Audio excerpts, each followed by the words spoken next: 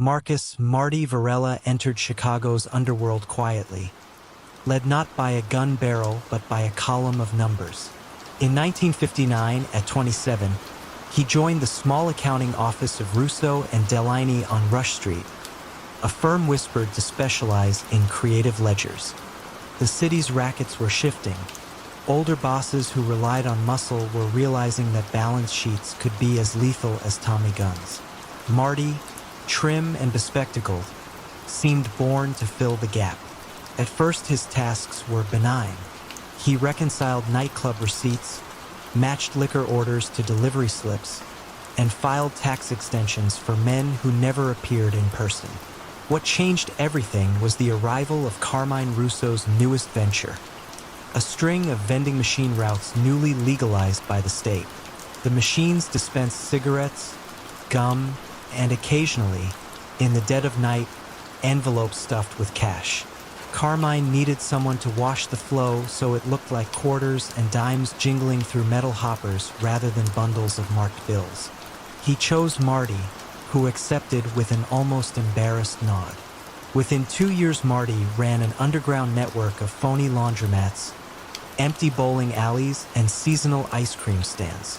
Each location produced just enough legitimate income to justify the avalanche of vending revenue that Marty reported. Quarterly, he met Carmine in the back of a barbershop to summarize figures on cream-colored paper, his columns neat and his voice steady. Carmine listened, half smiling, amazed that invisibility could be purchased so cheaply. Guns bought territory, but Marty's pencil turned territory into a fortress. The rise made Marty an unlikely legend. Bookmakers spoke his name in hushed admiration. Dockworkers, who never met him, toasted his ghost payroll. Yet adoration bred envy. Benny Delaney, Carmine's impulsive nephew, resented that a man with no stomach for street fights now earned bigger cuts than seasoned bruisers. Benny persuaded Carmine to let him shadow Marty for security. Marty, who sensed the unspoken threat, merely opened more spreadsheets. By 1965, the fortress began to crack. A federal task force, newly created to examine crossing state cash flows, flagged a bakery in Gary, Indiana, that reported monthly sugar purchases triple the regional average. An IRS analyst followed the curiosity through a maze of wholesalers and found links to 5 laundromats bearing identical banking signatures. M. Varela. Still, evidence was thin. Regulators needed a lever and discovered one in Benny. Benny had cultivated vices, high-stakes cards, louder nightlife, bluster that spilled beyond safe circles. One winter evening, he lost $18,000 in a Lake Geneva lodge and settled the debt with counterfeit chips. The lodge's owner, a government informant, traded Benny's blunder for clemency on his own tax evasion. Within weeks, agents subpoenaed Benny, hinting at prison unless he supplied a bigger fish. Benny faced a choice: betray family or lose freedom. He chose a third path: manipulate Marty. He told the task force he could wear a wire. He then convinced Marty that agents wanted Russo, not them. Just walk through the numbers like a normal audit, he insisted, and we'll bury them in details. Marty, trusting procedure over instinct, agreed. On April 2nd, 1966, inside the barbershop, he described every laundering circuit, each shell company, each courier schedule, speaking calmly while Benny's lapel transmitter hissed. Indictments landed fast. Carmine was arrested during a haircut. 6 Confederates followed. Marty, escorted from his suburban condominium, looked more disappointed than surprised. Federal prosecutors expected him to fold immediately, but interrogation revealed his true armor: meticulous documentation that doubled as leverage. Marty offered to illuminate not just Russo's empire but competing families in Kansas City and Cleveland, provided he received witness protection and a modest stipend. The government, hungry for a multi-city purge, accepted. Carmine's trial became evening news. Jurors stared at ledgers projected onto courtroom screens while Marty, the quiet narrator, guided them through a decade of invisible fortunes. He recited figures without malice, as though auditing a stranger's books, only pausing to sip water. Defense attorneys tried painting him as mastermind, but the documents showed Carmine authorizing payouts. Marty's unemotional clarity left little room for doubt. Convictions followed: racketeering, tax fraud, conspiracy. Sentences totaled 112 years. Benny Delaney, expecting leniency, received 5 years for obstructing justice. The wire's usefulness paled beside his counterfeit chip scheme. In prison, he discovered that betrayal's dividend often arrives as isolation. Marty vanished into a federal relocation program, resurfacing, some said, as a rural New England treasurer who kept town budgets impeccably balanced. Rumors persisted that he still skimmed, only this time for retirement, not rackets. Others believed he learned to enjoy an ordinary paycheck, having witnessed what excess invites. Chicago's underworld adapted, hiring new accountants yet imposing stricter loyalty tests. Older capos muttered that numbers were dangerous in the wrong hands. Younger ones countered that without numbers there was no empire at all. Through it all, Marty's legend endured, proof that a man with a ledger could raise a dynasty, then quietly lay it in the grave, all by turning pages. The fortress he built of columns and decimals had crumbled, but in its ruins lay a sober lesson. In organized crime, the surest weapon is always information, and the most devastating pull of the trigger can be the soft scratch of a pencil across paper. Lawrence Laurent Barraud cut an unremarkable figure in 1980s Marseille. Pressed linen suits, mild manners, and a baritone voice that never rose above a conversational murmur. His seafood export company, Mediterranean Traders, occupied a narrow quayside warehouse near the old port. Above the hum of forklifts and the briny scent of sardines, Laurent ran a quieter enterprise, facilitating covert money transfers for the Corsican milieu that had rooted itself in the city since the post-war years. The arrangement started modestly. Corsican boss Antoine Paoli needed a channel to move gambling proceeds from Paris's clandestine baccarat rooms into Swiss accounts. Officially, Laurent's firm shipped red mullet and tuna to Zurich, Cologne, and Rotterdam. Unofficially, false invoices for premium bluefin disguised bundles of francs vacuum-sealed inside fish crates, then packed under dry ice. Laurent's efficiency impressed Paoli, who rewarded him not with flamboyant gifts, but with protection contracts and predictable percentages.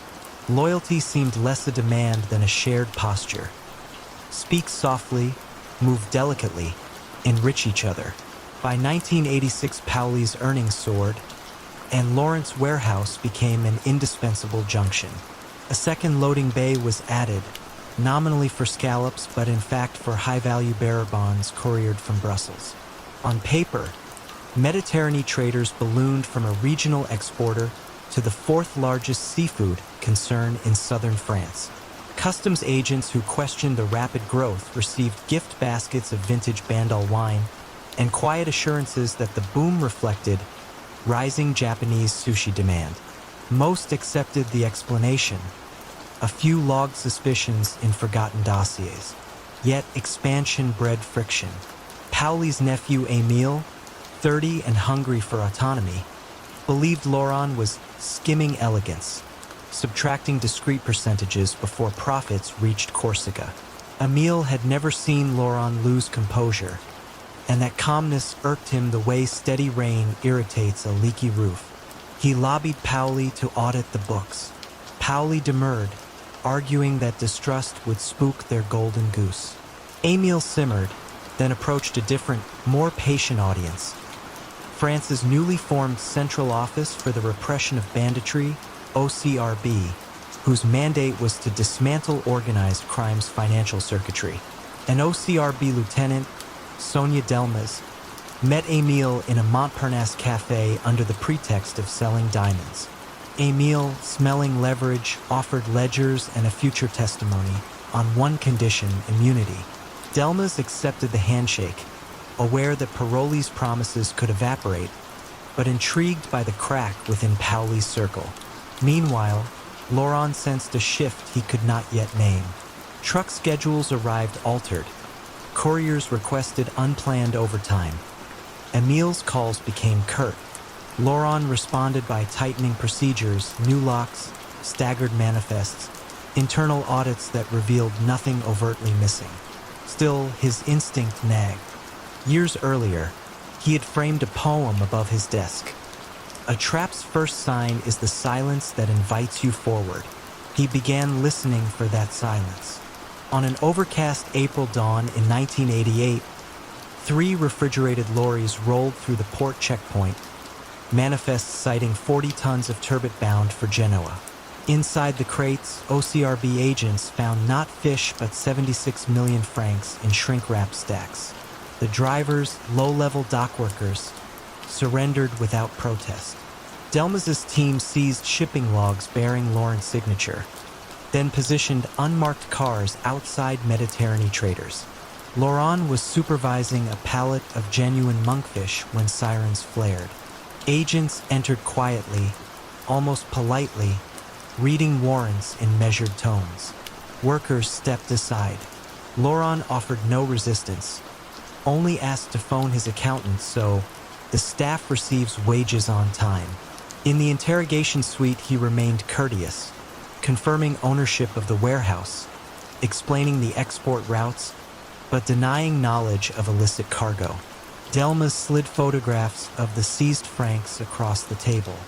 Laurent studied them as if reviewing a stranger's wedding album, then neatly folded his hands.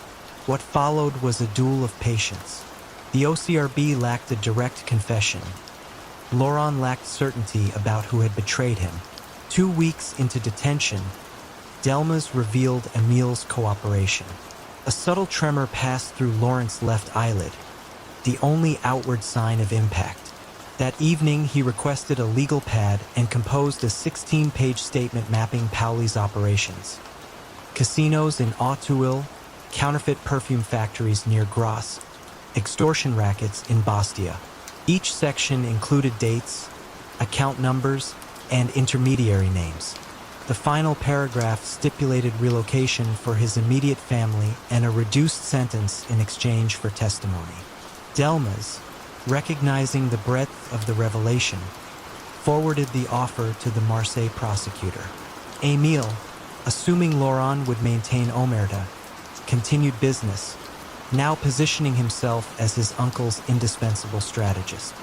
3 months later, a synchronized sweep across southern France and Corsica arrested 23 associates, including Emile, on charges ranging from racketeering to customs fraud.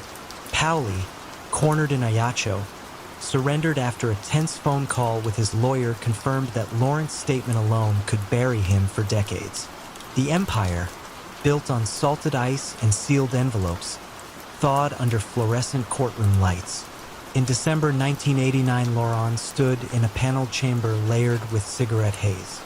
He spoke quietly, almost apologetically, guiding judges through the anatomy of laundering hidden within export codes and freight tariffs.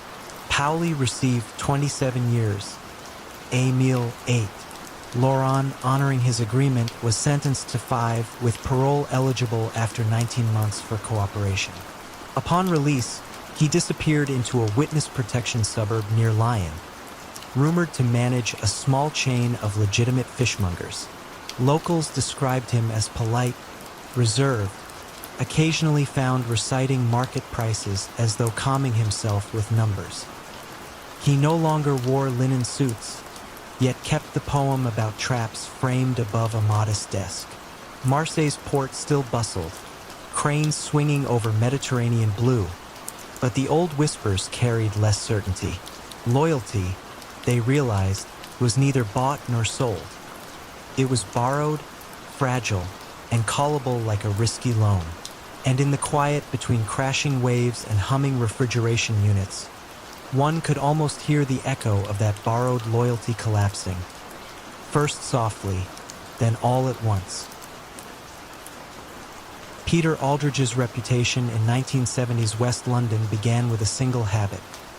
He never removed his suit jacket, not even in July heat waves that turned Soho's alleyways into ovens. A charcoal three-piece and a dove-gray silk tie marked him as a gentleman, and that image was essential to his quiet ascension from corner bookmaker to the secret banker of London's backroom gambling scene.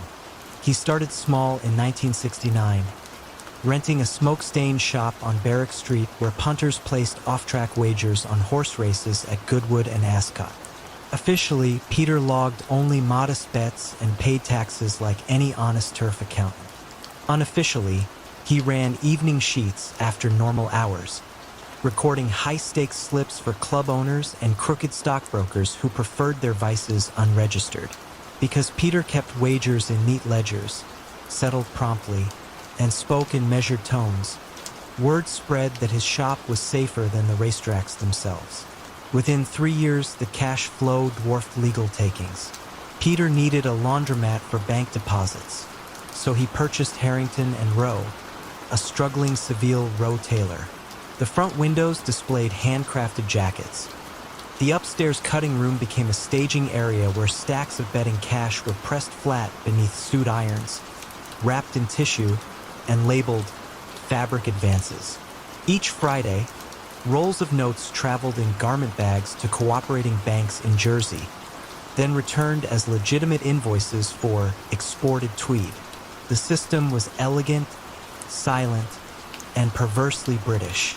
Peter's circle expanded to include nightclub proprietor Diane Keane, whose basement casino accepted chips denominated in sterling.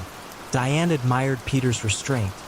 He drank weak tea while others gulped whiskey, and introduced him to affluent clients. One was Clive C.J. Jameson, a disgraced equities trader barred from the city after an insider dealing scandal. Clive wanted redemption or at least fresh income. Peter saw utility in the man's financial savvy and mild desperation.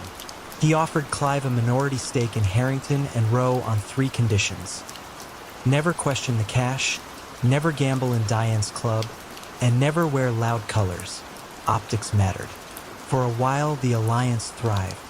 Clive developed new customer lists, Diane steered baccarat profits to Peter's ledgers, and Seville Row tailors stitched suits for rock stars who paid half with publicity and half with bundles of untraceable notes. Peter's calm authority held the structure together, his soft voice the metronome of trust. Trouble arrived in 1977 with the formation of Britain's Gaming Board Fraud Unit, tasked with auditing unlicensed casinos. A junior investigator named Malcolm Reed fixated on Diane's club after noticing irregular electricity usage, record high consumption between 2 a.m. and 4 a.m. on weekdays. Reed's preliminary raids netted only minor infractions, but he filed a report suggesting that an unseen financier controlled the club's balance sheets. That line drew Clive's eye when, through an acquaintance at Lloyd's, he acquired a leaked copy of the report. Clive panicked. Years of navigating market scandals had left him allergic to regulators. He urged Peter to halt laundering immediately and pivot to fully legal tailoring. Peter refused, insisting that stopping would trigger scrutiny faster than continuing. Their first argument breached the partnership's composure. Clive, perspiring, muttered an ultimatum: buy him out or face exposure. Peter, unruffled, offered a slower plan: reduce high-stakes bets by half, then phase out cash shipments before Christmas. Clive found the timeline insulting. Unknown to Peter, he phoned investigator Reed the next morning, proposing a confidential meeting to discuss irregular suits. Reed, intrigued by the offer, suggested a discreet rendezvous at Paddington Station, a place where businessmen blended with commuters. That foggy Tuesday, Clive arrived with photocopies of evening betting sheets and a memo detailing fabric advances. In exchange, he wanted immunity and protection. Reed recorded the conversation, then requested verification, bank transfer numbers, Taylor invoices, anything concrete. Clive promised documents within a week. Peter sensed betrayal through absence. Clive skipped 2 payroll sign-offs and avoided Diane's club. Peter instructed his Seville row manager to audit outgoing garment bags and discovered 1 missing entry dated the same day Clive met Reed. He did not confront anyone. Instead, he moved the next scheduled cash shipment forward by 48 hours and rerouted it to a Liechtenstein branch under a dormant company name. The goal was surgical retreat rather than open confrontation. The following Monday, Reed secured a warrant to search Harrington and Row.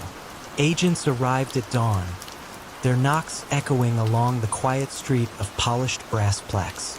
Tailors in white smocks stared as officers dismantled sewing tables, uncovering only chalk dust and stray buttons. The upstairs cutting room was pristine.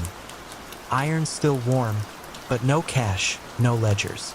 Reed's frustration deepened when Peter produced flawless export records and VAT returns. "We sell suits, Inspector," he said gently.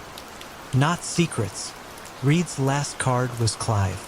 He placed the informant under formal protection and pushed for an arrest warrant based on Clive's testimony. Yet the Crown Prosecution Service balked. Without physical evidence, one disgraced traitor's word was a shaky foundation. Peter remained a free man. Diane's club paid back taxes and reopened under stricter licensing. The fraud unit quietly reassigned Reed to a different division.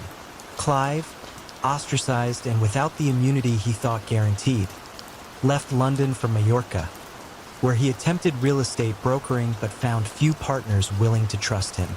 Rumors said he spent nights in beachside bars explaining how a tailor's iron could flatten fortunes. Peter, meanwhile, closed the Barrack Street bookshop and refocused on bespoke tailoring. Demand for his suits remained brisk among politicians and actors who valued discretion stitched into every scene. He no longer ran evening sheets, preferring dividend checks from Liechtenstein that arrived with clockwork regularity. Sometimes, when measuring clients, he would adjust a lapel and remark, "The cut hides more than you think," a line delivered with the faintest smile. A reminder that the silence of silk can muffle almost any confession, provided one never removes the jacket. Frankie Lito began peddling groceries through Manhattan's Lower East Side in 1942, a thin teenager navigating streets slick with rain and wartime rationing. His easy grin and punctual arrivals impressed grocer Sal Puglisi, who also managed deliveries for a quieter clientele. Numbers racket collectors funneling wagers from tenement hallways to hidden counting rooms.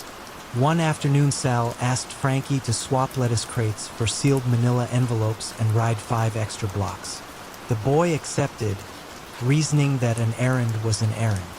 Within months, the bicycle had become an unofficial badge of trust. Frankie's route lengthened from Orchard Street to Little Italy, then north toward Midtown pawn shops. He never opened the envelopes, never lingered near pickup windows, and never complained when schedules shifted at the last minute. His silence pleased Vincent Uncle Vince Conti, a mid-tier capo in the Gennaro crew who oversaw the city's lottery slips. Uncle Vince watched Frankie glide past pushcarts and, seeing potential in the courier's unassuming nature, offered him a modest weekly retainer and a used navy blue overcoat, something less noticeable than that red wool thing. By 1947, Frankie was 22, still lean, still quick on 2 wheels, but now the trusted custodian of routes connecting barbershops, cigar stands, and basement social clubs. The job required punctuality and memory more than muscle. Each Monday, he received a folded map with freshly penciled arrows. By Friday, every arrow had to become a cleared debt. Uncle Vince paid bonuses in war bonds, explaining that legitimate paper made better padding than cash if anyone asked about sudden savings. Frankie framed the advice as gospel. Success invited complication. The Gennaro crew's profits outgrew shoeboxes and migrated into an uptown dry cleaning chain, Continental Pressing, where registers rang louder on balance sheets than on hangers. The laundering, simple, almost elegant, allowed Frankie's sealed envelopes to morph into brown satchels of small bills dropped after midnight. Frankie, still riding his bicycle, still wearing the navy overcoat, began feeling the weight of money through handlebars and brakes. He told himself the city's hills were steeper these days. Change arrived through Alvin Weiss, a Treasury Department auditor fresh from Navy service, assigned to trace counterfeit ration stamps but increasingly focused on unusual cash deposits. Weiss noticed that Continental Pressing's Columbus Avenue branch declared Tuesday night revenue triple that of the flagship shop on Broadway, despite half the pressing machines. He drove past at closing time, expecting bustle, but saw only a lone attendant locking up and a young man leaning on a bicycle across the street. Coat collar flipped against the wind. Weiss filed a preliminary irregularity report and returned 2 weeks later with a plainclothes partner. This time he followed the cyclist, watching Frankie weave south, stop behind a bakery, hand off a satchel to a man with flour on his sleeves, then vanish into traffic. Weiss noted street names and timings, sketching a tentative web of stops. He lacked proof of crime. He had, however, found a pattern. Inside the organization, unease simmered. Police chatter suggested someone was diagramming routes. Uncle Vince convened a late-night meeting in a shuttered pool hall, instructing collectors to randomize pickups and to give the kid a car. Bicycles stand out. Frankie protested that he lacked a driver's license. Vince waved away the concern, promising forged papers by morning. The overcoat, Vince decided, should stay. It had become part of Frankie's camouflage.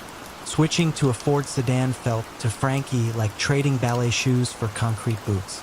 Traffic lights slowed escapes that a bicycle slipped through effortlessly. Worse, the routes grew longer because the car could carry more, and extra volume meant extra risk. He kept driving, though, because Uncle Vince had never steered him wrong. Weiss, observing the shift from 2 wheels to 4, recognized escalation. He petitioned for wiretap authorization on Continental Pressing's business line. Over a month, snippets of code words, steam tickets, double starch, blue tags, suggested synchronized drops. Yet the tapes alone could not bridge cash to crime. Weiss needed a physical handoff. The break came on a foggy November night in 1949. Frankie, exhausted after 5 stops, pulled into a narrow alley behind a pool room near Houston Street. 2 collectors loaded bulging satchels into his trunk and muttered about next Wednesday's sweep. Weiss and a police liaison, shadowing 3 cars back, watched through windshield condensation. As Frankie merged onto Lafayette, squad cars boxed him in, lights low to avoid spectacle. Officers opened the trunk. Money tumbled out like spilled coal.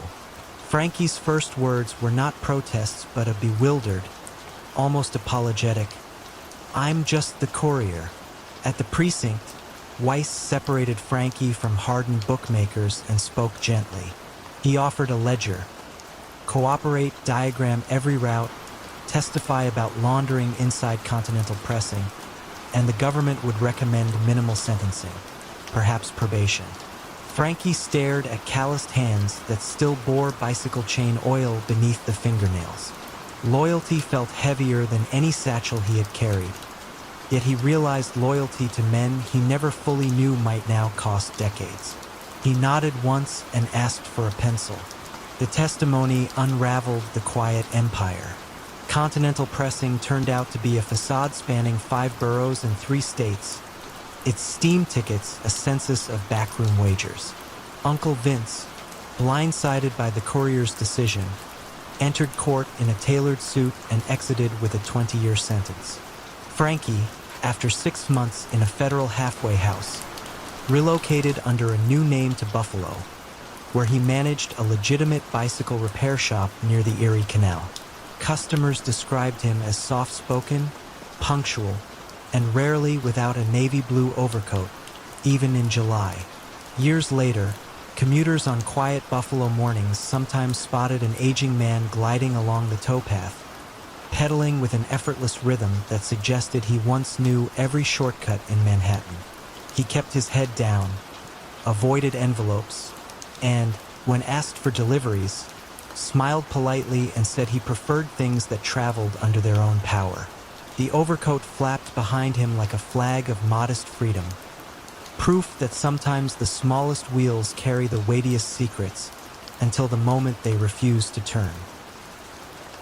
During the winter of 1991, when Berlin still smelled faintly of crumbled concrete and wet plaster, Victor Keller crossed into the newly reunified city with a battered leather briefcase and a resume stamped by the Zurcher Handelsbank.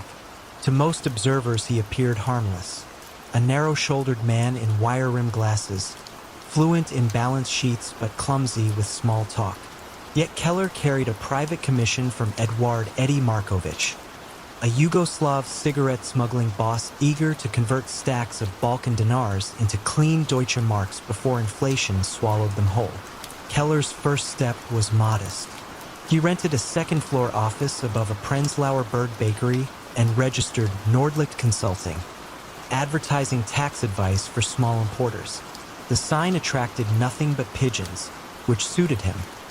Real clients arrived after dusk, led upstairs by a former Stasi custodian who now moonlighted as a driver for Markovich.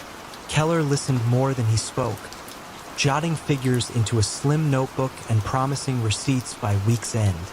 His calmness impressed the smugglers accustomed to frenetic border runs.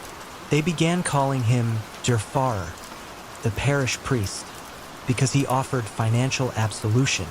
By mid-1992, Keller had built a lattice of front companies: a shell timber exporter in Rostock, a fictitious wine distributor in Mainz, and, most lucratively, a wholesale electronics firm that existed only as a fax machine in his office closet.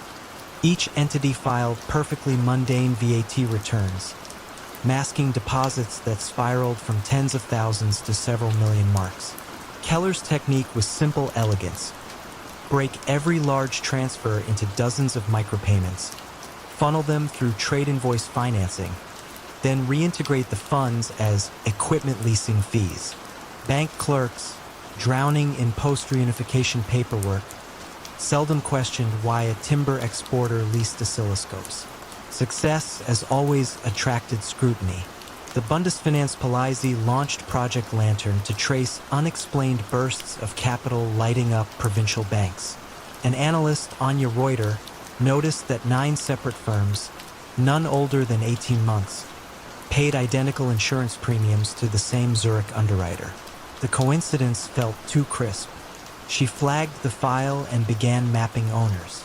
The web converged on Nordlicht Consulting and a proprietor no one had yet interviewed: Victor Keller. Inside Markovich's circle, tension simmered. Cigarette profits soared, but customs patrols along the Danube tightened, forcing longer routes and higher bribes. Markovich demanded accelerated laundering. Keller asked for patience, warning that haste breeds patterns. The smuggler's lieutenant, Dražen Petrovich, saw weakness in caution. He argued that Keller skimmed percentages by slowing transfers, a theory that gained traction among drivers waiting weeks to receive their shares. Markovich, torn between greed and trust, summoned Keller to a riverside restaurant in Kreuzberg. Over skewered lamb and peppery slivovitz, Markovich posed a single question: "If the police knock tomorrow, how clean are we?" Keller, folding his napkin with surgical precision, replied that every transaction could withstand a standard audit, provided no one volunteered extra information. The answer satisfied the boss, but not Petrovich, whose glare carved a silent threat across the tablecloth. 2 months later, Reuter obtained authority to perform soft interviews. She chose a quiet approach, posing as a trade journal reporter curious about post-war entrepreneurship. Climbing the narrow stairs to Nordlicht, she found Keller adjusting a desk lamp. Her questions about export financing elicited courteous, measured replies. Yet twice she thought she saw his pen pause at names she hadn't offered. She left with little more than polite quotations, but the encounter confirmed her instinct. This man expected inquiry. Petrovich, meanwhile, decided to force acceleration. Without informing Keller, he rerouted a convoy of contraband cigarettes through Poland and parked the cash. 1.8 million marks. In the Rostock Shell's account over one weekend, the lump shattered Keller's pattern of small, rhythmic deposits. When he logged into the remote terminal Monday morning, the figure blinked like a hazard light. He phoned Markovich immediately, urging withdrawal and refiltration. Petrovich intercepted the call, assuring him that the boss approved. Keller suspected otherwise but had no leverage.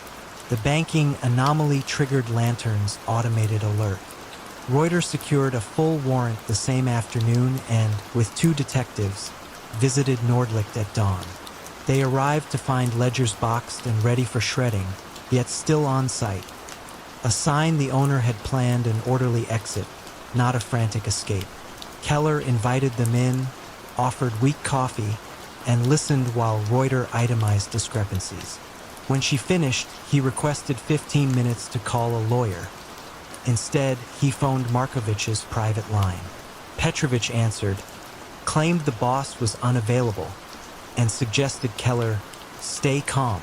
The dial tone that followed felt like a verdict. Facing isolation, Keller weighed probabilities with accountant precision. Cooperation promised leniency.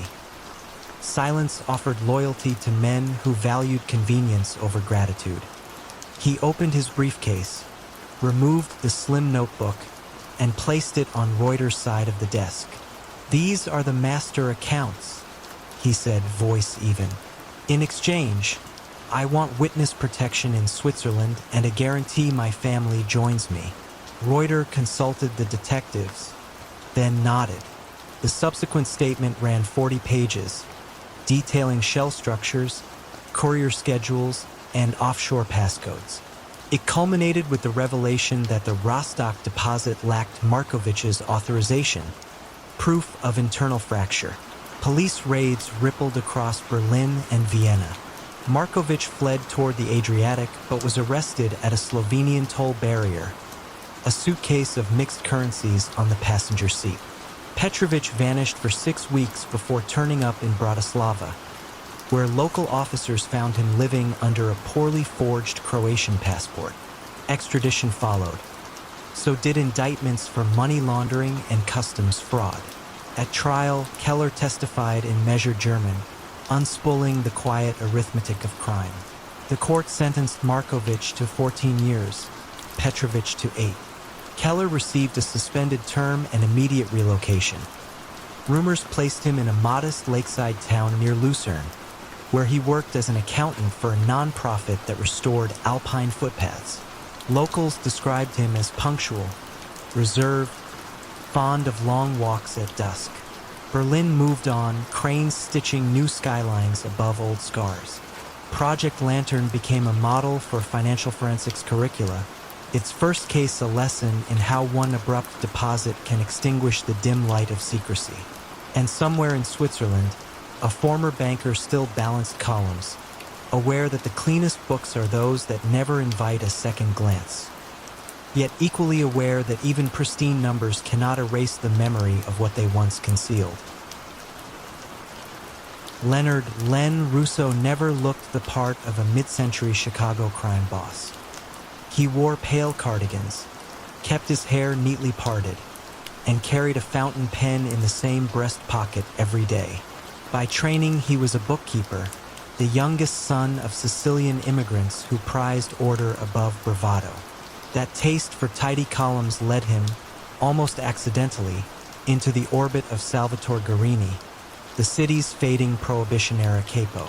In 1951, when Guarini's ledgers stopped balancing and the tax men began to whisper, Russo was summoned to fix the mess.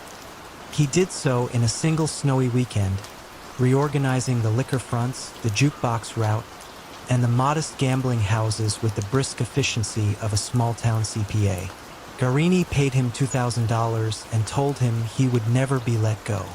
For the next decade, Russo stayed in the background. He audited tavern receipts, moved cash into meatpacking payrolls, and learned the delicate choreography of bribery. The alderman's nephew who got a no-show union job, the precinct captain whose mortgage was mysteriously paid down each Christmas. Russo's genius was invisibility.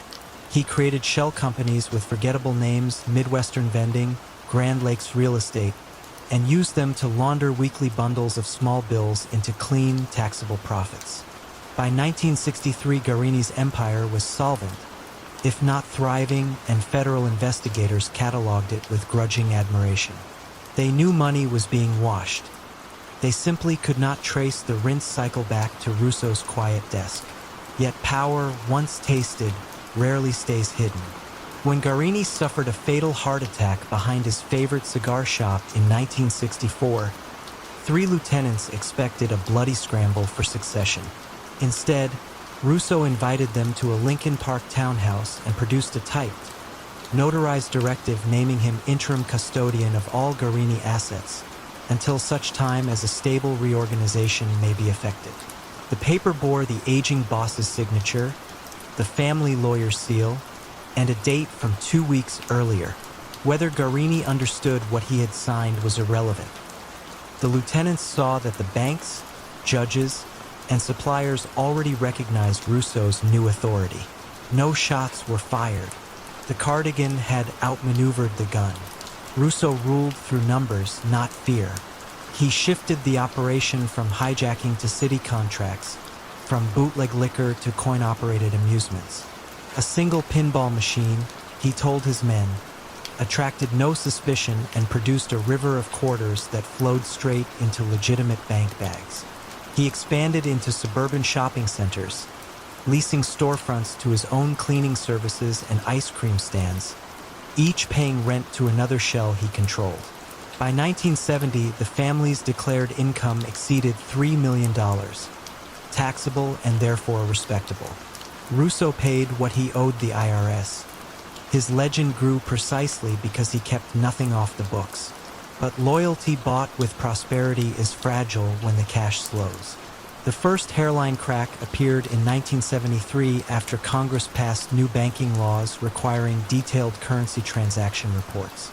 Russo responded by purchasing a sleepy farm credit bank in rural Illinois, planning to file his own paperwork at a leisurely pace.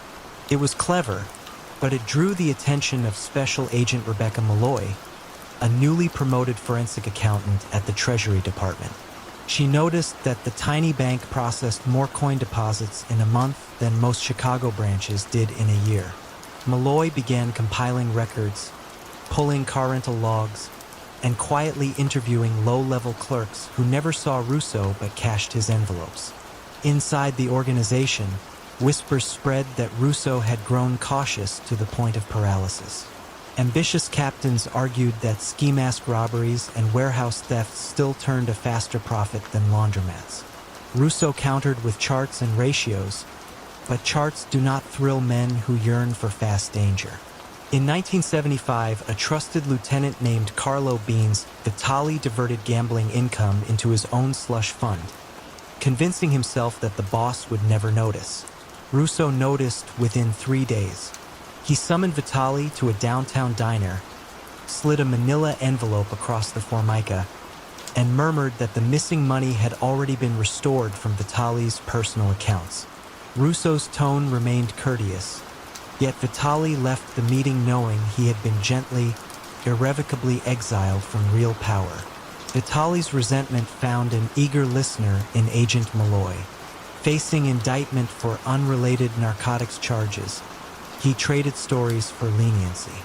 He explained how the quarters moved from jukeboxes into armored trucks, then into the farm credit vault, then into cashier's checks that funded suburban real estate. Malloy finally possessed the living thread connecting shell companies to their hidden puppeteer. All she needed was a misstep. It came when Russo purchased a derelict hotel near O'Hare Airport under yet another alias. Illinois law required notarized disclosure of any beneficial owner exceeding 25% interest. Russo, ever confident, signed under a childhood nickname L. Rossi, assuming no one would reconcile it with his formal surname. Malloy did. On a gray February morning in 1978, federal marshals filed into Russo's North Shore residence as calmly as process servers. They found him at the kitchen table, balancing the accounts of a vending subsidiary. The indictment listed 37 counts: wire fraud, bank fraud, racketeering, and conspiracy to evade currency regulations. Russo neither protested nor bargained. He merely asked permission to finish his coffee before being led away. In court, he declined a jury, requesting a bench trial that he must have known he would lose. His closing statement, delivered in a quiet monotone, conceded every numeric fact while disputing the interpretation of intent. The judge, unmoved, sentenced him to 20 years at the federal penitentiary in Marion. He taught basic accounting to fellow inmates, helped the prison library catalog donations, and kept a meticulous garden of herbs behind the education wing. Outside, the organization he had sculpted crumbled within months, its captains reverting to smash-and-grab schemes that attracted swift police attention. By 1980, the Garini Russo crew existed only as a cautionary footnote in law enforcement seminars, proof that a criminal empire built upon precision rather than violence could thrive, until precision itself left a paper trail too neat to ignore. Russo served 14 years, earning reductions for good behavior and the quiet affection of prison staff. Upon release in 1992, he returned to a modest condominium purchased through legitimate wages he had earned teaching inmates. He lived another 8 uneventful years, passing away in his sleep over a stack of neatly balanced household ledgers. In the end, his fall was not marked by bullets or betrayal, but by the same fidelity to numbers that had once elevated him above the street. The ledgers, perfectly ordered, testified that the calmest architect of Chicago's mid-century underworld had been undone by his own devotion to the balance sheet. Marc Delacroix opened his first flower stall on Marseille's Boulevard des Athenies in the spring of 1958. His carnations were arranged with military symmetry, each stem cut at precisely the same height. Passers-by noticed the care, then the quiet way Marc handled money. He counted francs only once, brushed stray petals off the counter, and recorded every sale in a pocket notebook no larger than a matchbox. What most customers never saw was the line of men in tailored linen who arrived after closing, sealing thick envelopes inside bouquets that never went to market. Marc's real employer was Antoine Tonin Castaldi, a Corsican smuggler whose family had moved morphine base, Gauloise cigarettes, and uncut gems through the old port since the war. By 1958, Castaldi needed a laundering conduit that felt harmless. Flowers, he reasoned, were the safest merchandise in France. Perishable, modestly priced, immune to sudden audits. Marc, an army pay clerk recently demobilized from Algeria, already possessed the twin virtues of discretion and arithmetic. Castaldi supplied him with initial capital and a single instruction: keep the shop spotless, then left him mostly alone. Within 2 years, Marc expanded to 3 stalls, then negotiated a supply contract with regional greenhouses under the brand Port Lavande Distributions. On paper, Port Lavande exported lilies and lavender bundles to hotel lobbies along the Riviera. In practice, the trucks carried sealed tins of morphine under false floorboards, invoiced as floral preservatives. Marc folded the drug profits into legitimate revenue by overstating wholesale blossom prices. Every Saturday night, he purchased cashier's checks from a cooperative bank manager in Aix, labeling them horticultural research grants payable to shell companies controlled by Castaldi. Marc never carried a gun, never raised his voice, never touched the morphine. His currency was trust, and trust accrued interest.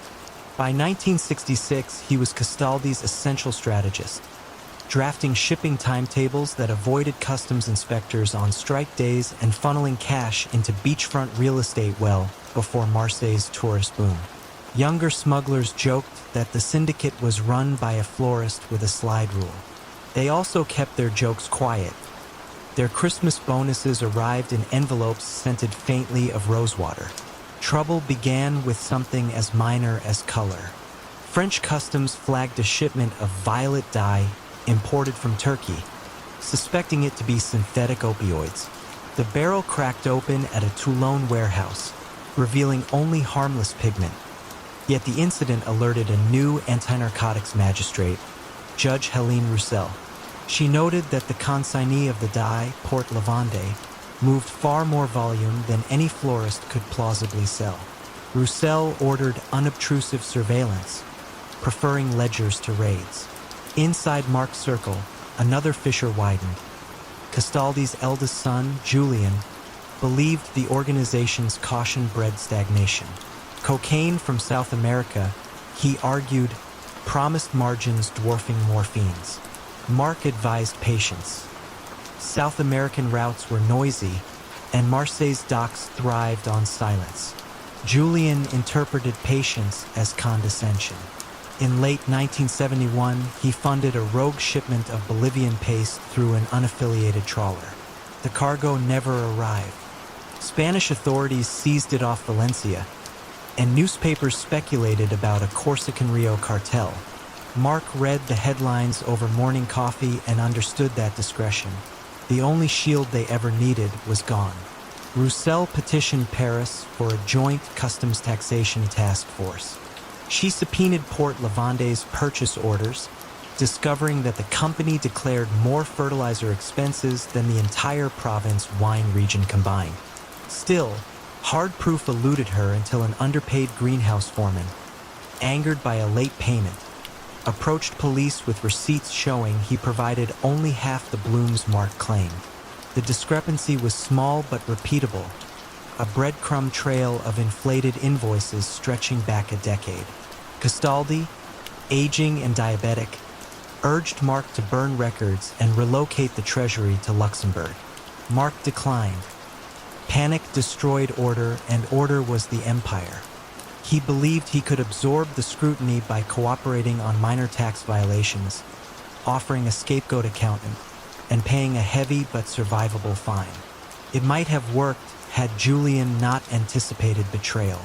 Convinced Mark planned to sacrifice the family to save himself, Julian visited Roussel unannounced, delivering photocopies of internal memos that detailed the morphine tins, the hidden floorboards, the cashier's checks. In exchange, he requested prosecutorial immunity for his father and a reduced sentence for himself. On a windless October dawn in 1974, police vans encircled Port Lavande's distribution warehouse near the docks. Officers expected resistance.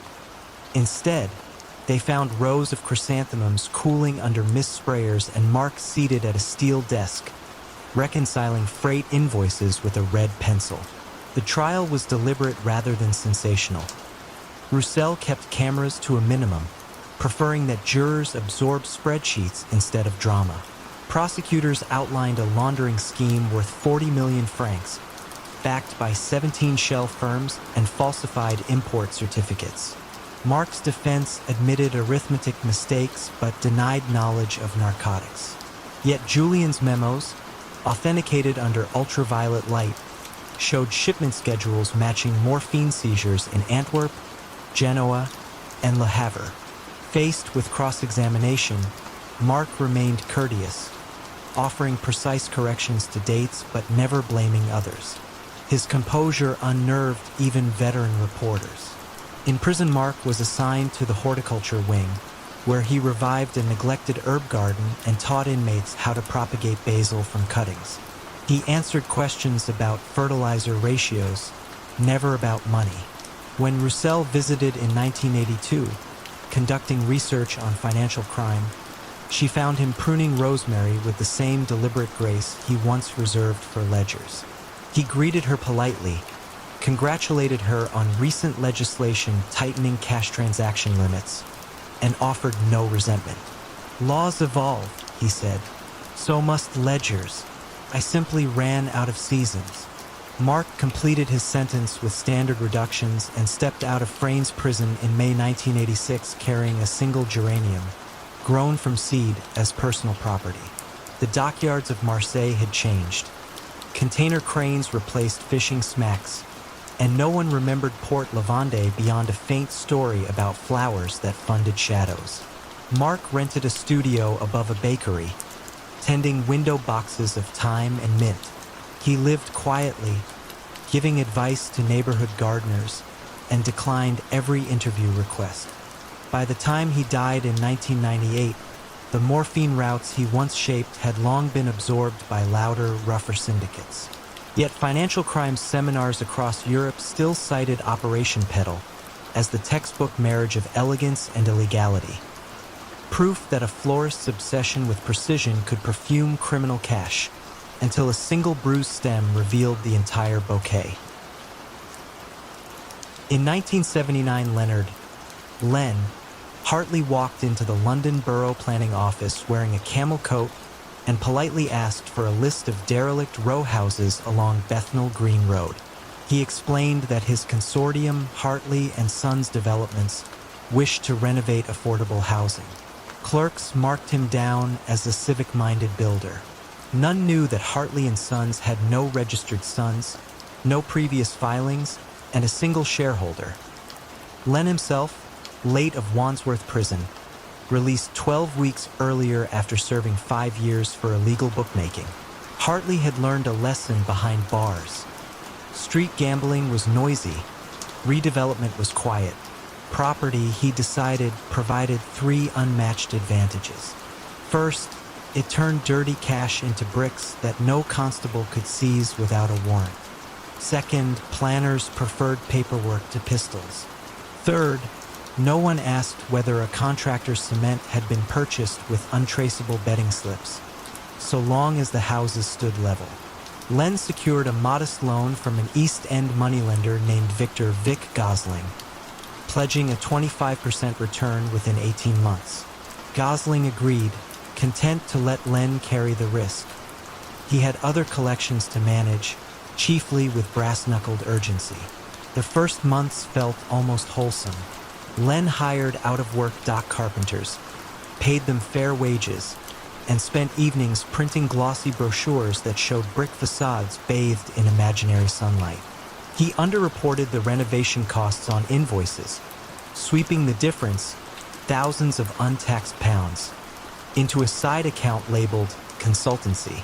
Those funds paid off racing bettors who still believed Len was their governor.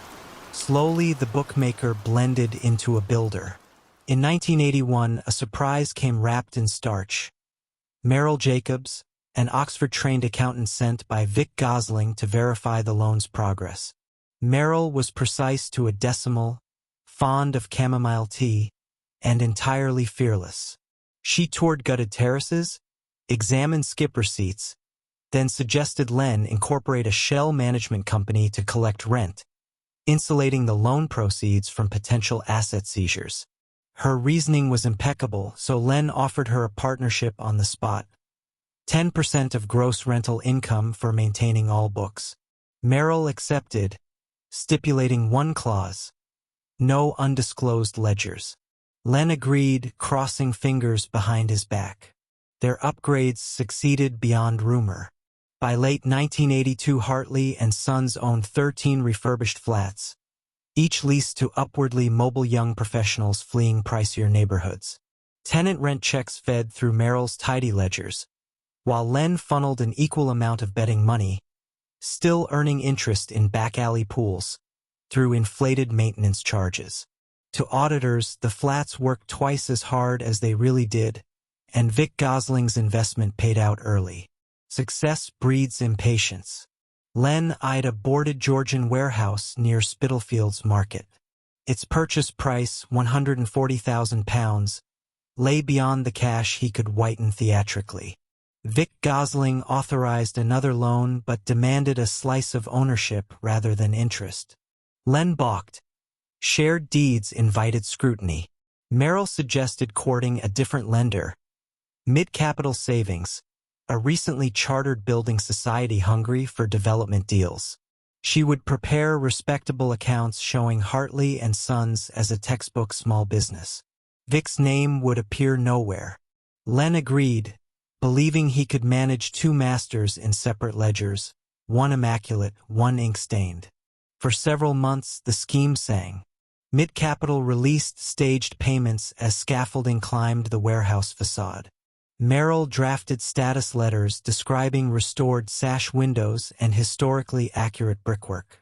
Meanwhile, Len skimmed 10% from each drawdown, converting it to cash for Vic, who assumed he alone funded the refurbishment. Whenever Vic visited the site, Len guided him along corridors still under tarpaulins and mumbled about budget overruns that explained why no profits yet materialized. The inevitable crack opened not in bricks but in bookkeeping. Mid-Capital initiated a routine audit, dispatching a junior examiner to match invoices against bank transfers. The examiner flagged an anomaly. Maintenance bills from a non-existent joinery firm, Clapham Millworks, for work supposedly done on properties still enveloped in scaffolds. Len had made up Clapham Millworks during a late-night scramble to backfill Vic's skim. Merrill, discovering the fabrication, confronted Len in her narrow office above a solicitor's shop. "This line item cannot stand," she said, tapping the ledger. "Remove it or supply genuine proof of work." Len attempted charm. "It's only a placeholder. I'll square it before submission." Merrill's reply was a quiet, "We agreed on no undisclosed ledgers." She closed the book, clipped her hair back, and walked out, taking her duplicate records. 2 days later, she scheduled a confidential meeting with Mid-Capital, intent on protecting her professional license. Word of the meeting reached Vic through his own informants at the bank. Vic felt betrayed twice, by Len's silence and Merrill's potential whistleblowing, and ordered a hasty midnight visit to Len's townhouse. Yet Vic, ever cautious, arrived alone, preferring threats to theatrics. He warned Len that if regulators learned about double-financed renovations, default clauses would let Mid-Capital seize collateral, leaving Vic's unsecured loan worthless. "Fix it," he growled, "or I fix you." But Merrill had already provided Mid-Capital with photocopies of original ledgers noting Vic's phantom capital injections. A joint task force quietly placed both Len and Vic under surveillance to map links between property laundering and illegal gambling. Detectives tailed Len on the night he drove toward Spitalfields carrying 2 jerrycans. When he parked in a darkened side street, officers approached without sirens, their footsteps muffled by drizzle. Len surrendered, more exasperated than frightened. The warehouse stood unharmed. The plot died on damp cobblestones. The trial in spring 1984 unfolded in a Crown Court heavy with damp air and tabloid curiosity. Prosecutors narrated a tale of dual ledgers, back-alley bets, and redevelopment as laundromat. Merrill testified with composure, emphasizing that her employer repeatedly falsified invoices after promising transparency. Vic offered leniency for limited cooperation, confirmed the gambling loans but denied ordering arson. His brass-knuckled reputation shrank beneath fluorescent lights. Jurors saw a worried moneylender, not a gangster. Hartley and Sons dissolved. The renovated flats passed to a housing charity.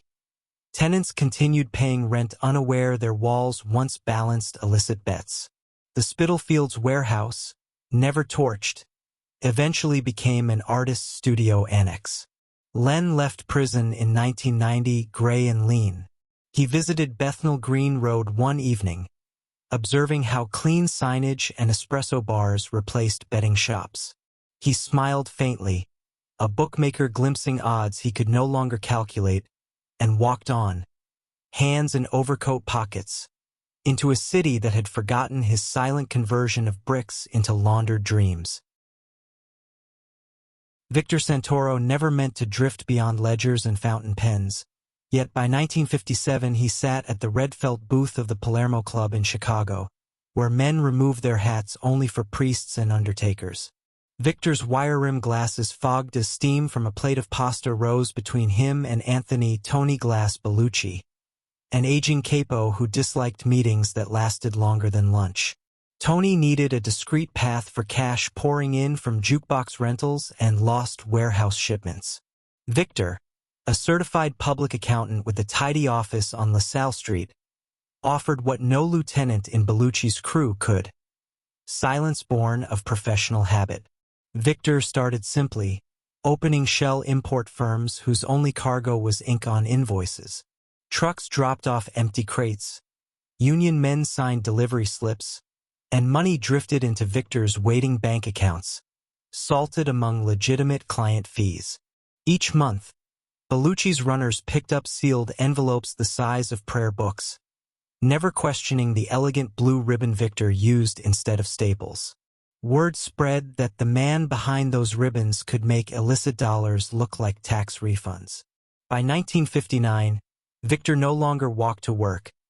A black Packard chauffeured him from his modest brick bungalow, and his wife, Marianne, noticed that holidays now included jewelry whose sparkle muttered of guilt. Power changes posture before it changes tone. The first request for something darker arrived in the form of a battered suitcase shoved across Victor's office carpet. Inside, along with bundles of 10s and 20s, lay a brown folder stamped Cook County Evidence. One glance told Victor the papers were copies of police affidavits implicating Bellucci's nephew in a barroom stabbing. Tony Glass wanted the originals to disappear from court archives, and he trusted Victor, the quiet man who balanced numbers like spinning coins, to orchestrate that vanishing act. Victor stalled, citing schedules, but the look in Tony's eyes implied that compliance was the only true accounting principle left. Victor's strategy reached beyond Chicago. He wired funds to a courthouse clerk's brother in Kansas City, purchasing a deserted farmhouse under the clerk's name. A transfer here, a delay there, and soon the evidence folder was listed as misplaced during archival relocation. The stabbing charge dissolved like sugar in hot espresso.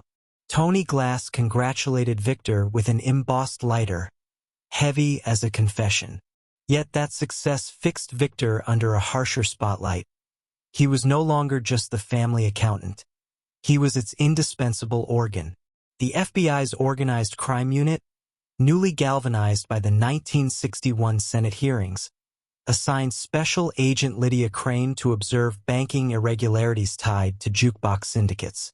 Crane, disciplined and unhurried, noticed that every suspect entity in Bellucci's orbit filed quarterly statements prepared by the same small firm, Santoro and Hyde, CPAs. She began compiling a silent map. Company names, identical phrasing and footnotes, postage stamps from the same downtown mailbox. Victor's trademark blue ribbon decorated each quarterly packet, a calling card disguised as stationery. Meanwhile, within the Palermo Club, rifts widened. Younger enforcers whispered that Tony Glass had grown careless, trusting a bookman with the kingdom's keys. One restless lieutenant, Carlo DeMartis, proposed skimming the laundering pipeline. He adjusted Victor's spreadsheets during delivery pickups, converting 4 figures into 3 and pocketing the difference. Victor noticed the discrepancies immediately. Rather than confront Carlo, he revised the next set of reports upward, hiding the theft inside inflated operating costs. Carlo interpreted the adjustment as weakness and pressed further, until unbalanced books pointed to an imminent audit, if not by the IRS, then by sharper eyes within the family. Victor faced a dilemma measured not in dollars but in heartbeats. Turning Carlo into Tony Glass meant admitting that the streams of cash were messier than advertised, risking Tony's wrath at perceived negligence. Ignoring Carlo meant deeper holes and, eventually, exposure by federal agents already circling. On a rain-slicked March evening in 1963, Victor met Carlo beside the Chicago River, offering a final ledger amended to erase all hints of skimming. Carlo accepted the papers, unaware that Victor had mailed identical copies, and a letter of confession, to Agent Crane earlier that day. Victor wagered that dismantling the network himself would spare Marianne and their 2 children from future subpoenas, or worse, revenge killings conducted with the same calm precision he once admired. Crane acted swiftly. Warrants descended on the Palermo Club, private homes, and storage garages, where Victor's blue ribbons tied stacks of falsified invoices like macabre party favors. Tony Glass was arrested during a barber's shave, lather still on his chin. Carlo attempted to flee to Milwaukee but was found at a toll booth, caught because his car's glove box was stuffed with ledgers too incriminating to abandon. Victor surrendered quietly, escorted from his bungalow before dawn, his children still asleep upstairs. In court, Victor's testimony unfolded like a meticulous bedtime story. Dates, transfer amounts, pseudonyms, all spoken in a voice that never rose above polite narration. He spared no detail, yet offered no dramatic flourish. Tony Glass received 20 years, Carlo 15. Several judges resigned under investigation. Victor, sentenced to 5, served 3 at a minimum security facility where he taught bookkeeping to other inmates. Upon release, he relocated under a witness protection alias, managing finances for a chain of rural libraries whose budgets rested safely in the daylight. The legend of the accountant who ran a crime family lingers in Chicago as a whisper. That true power sometimes sits behind mahogany desks, wielding balance sheets instead of bullets, until a single misaligned number topples the empire it helped build. Silas Cy Carver arrived in New York during the winter of 1978 with a Samsonite briefcase, a second-hand overcoat, and an address scrawled on a matchbook: the Velvet Lantern Lounge, Hell's Kitchen. The club's owner, Leo "Lucky" Marchese, already controlled 3 dockside warehouses, a meatpacking union, and the neighborhood's nightlife economy. What he lacked was a man who could soothe frightened accountants and nudge reluctant aldermen without ever raising his voice. Cy's calm baritone and habit of listening before speaking made him indispensable within weeks. Lucky's empire began with cash-only poker nights behind the Velvet Lantern's velvet curtains. By 1980, the games funded a discreet loan service for small restaurant owners, each loan secured by a silent partnership clause. Cy drafted the contracts on heavyweight ivory paper, inserting clauses that seemed fair until a payment was missed and the borrower discovered the cost of leniency. A controlling share quietly transferred to a Marchese shell company. No brass knuckles, no midnight visits, just signatures, notarized under the low chandelier's glow. With every new acquisition, Cy fine-tuned the laundering cycle. Cash from the poker tables flowed to the meatpacking company as cold storage fees, was wired to an offshore consultancy in Curacao, and returned to Manhattan as development capital for a string of corner delis. The books balanced so neatly that even routine IRS probes passed over them like rain on oiled cloth. Lucky rewarded Cy with a penthouse in the Ansonia and an Ebel chronograph that Cy kept wound to the minute. Precision comforted him. Power rarely announces its pivot point, yet in April 1986 it arrived in the form of a nervous city clerk named Benjamin Rourke. Rourke entered Cy's office clutching a manila envelope that trembled like a trapped moth. Inside lay zoning affidavits proving an alderman had sold riverfront permits to Lucky at a quarter of market value.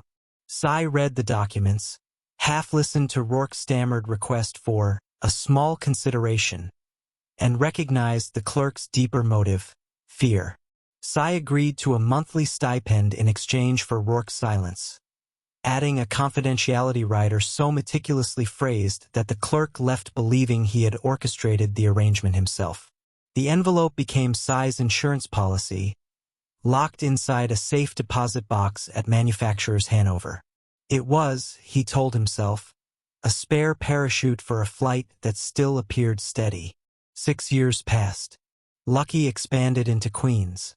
Psy into the quiet rituals of respectability. Fundraisers, art gallery openings, polite nods from men who suspected nothing yet benefited all the same. Trouble surfaced not as a raid or an indictment, but as a whisper. Lucky's youngest lieutenant, Vincent Vince Costa, had begun skimming from the poker rake.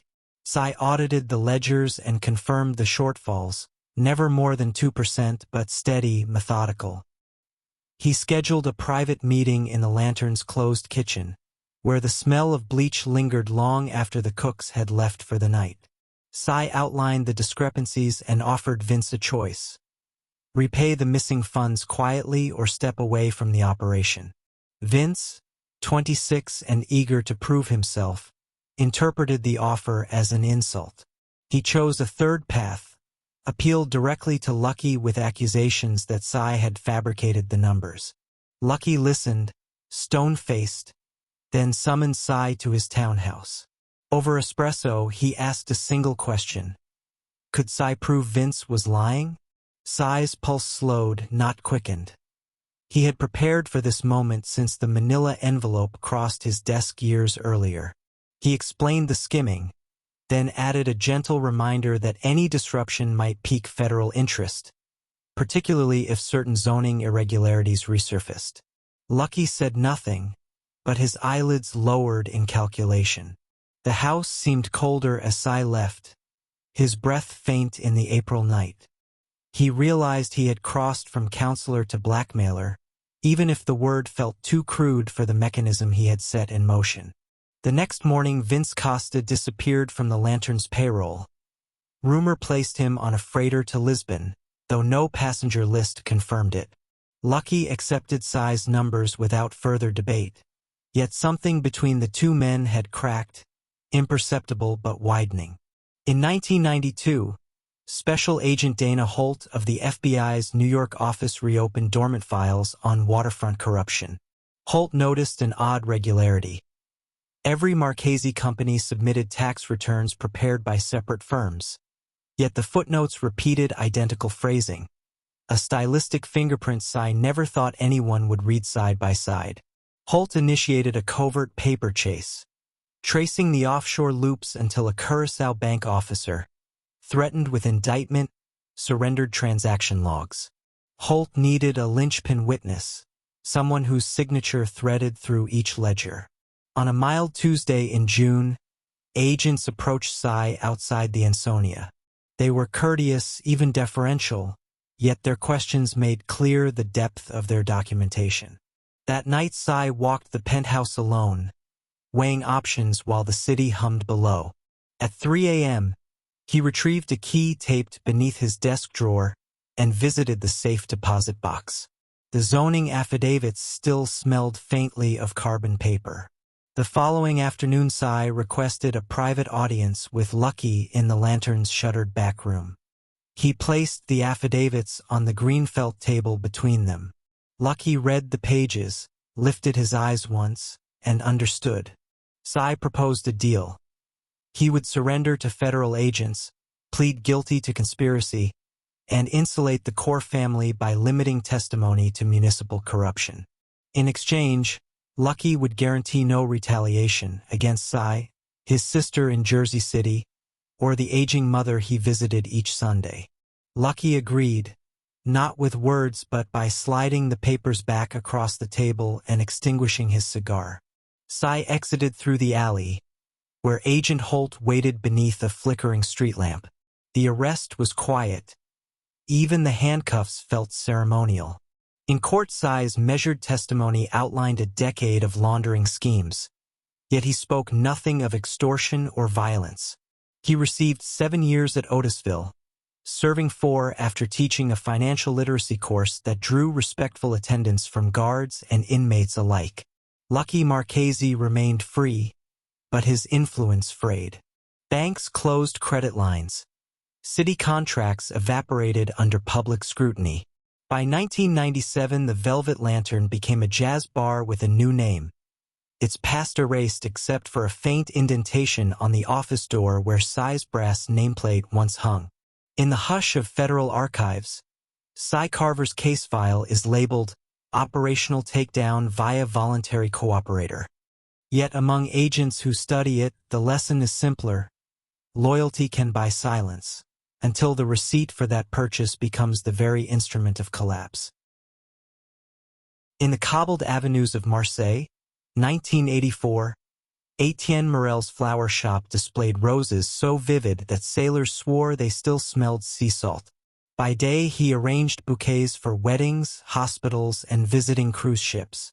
By night, he arranged something subtler.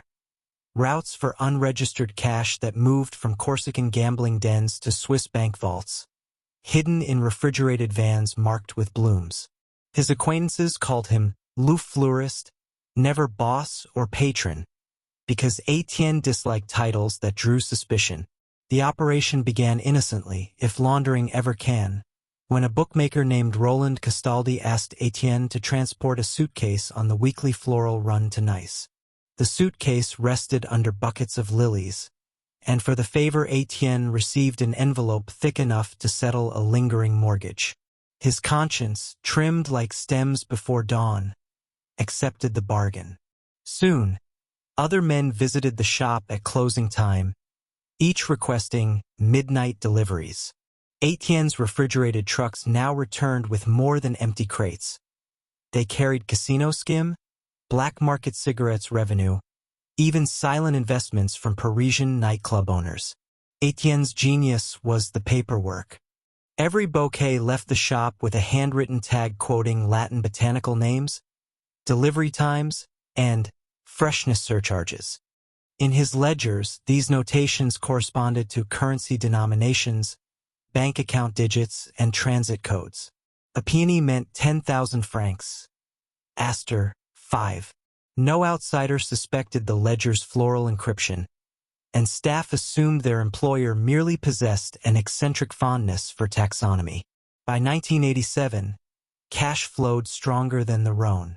Etienne purchased a second storefront near the old port, then a modest villa overlooking Cassis, all registered to shell companies named after fragrant herbs. He hosted garden parties where local officials admired rare orchids and accepted subtle pledges of campaign donations. Power, Etienne realized, has an aroma. Faint, like freesia, but unmistakable once inhaled. Trouble germinated quietly. Roland Castaldi, emboldened by success, expanded into protection rackets on the docks, an arena policed by the Marseille's Brigade Financière.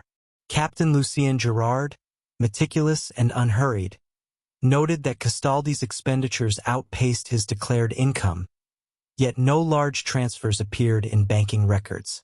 Girard's suspicion settled on cash-based businesses along the waterfront.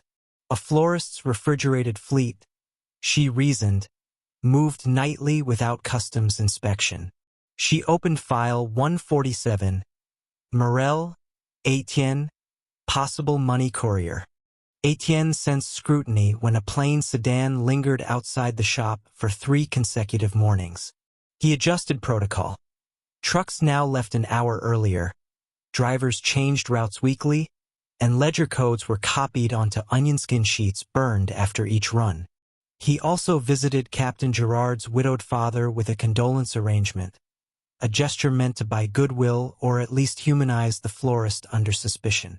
Girard noted the gift in her diary but tightened surveillance. Kindness, she believed, could itself be camouflage.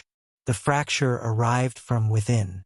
Etienne's nephew, Laurent, a university dropout eager for quick status, managed the Cassis Villa's maintenance staff.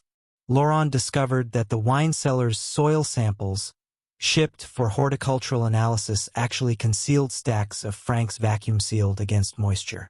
He confronted his uncle privately, half curious, half threatening. Etienne, ever calm, promised Laurent a future managing legitimate expansions, an herb farm perhaps, even hinting at eventual inheritance. He omitted mention of the risks that inheritance carried. Laurent wanted acceleration, not patience. Within weeks, he gambled at a Monaco casino using cash siphoned from the cellar. Losses mounted. Credit markers grew. To settle them discreetly, Laurent approached Captain Gerard, offering testimony in exchange for immunity.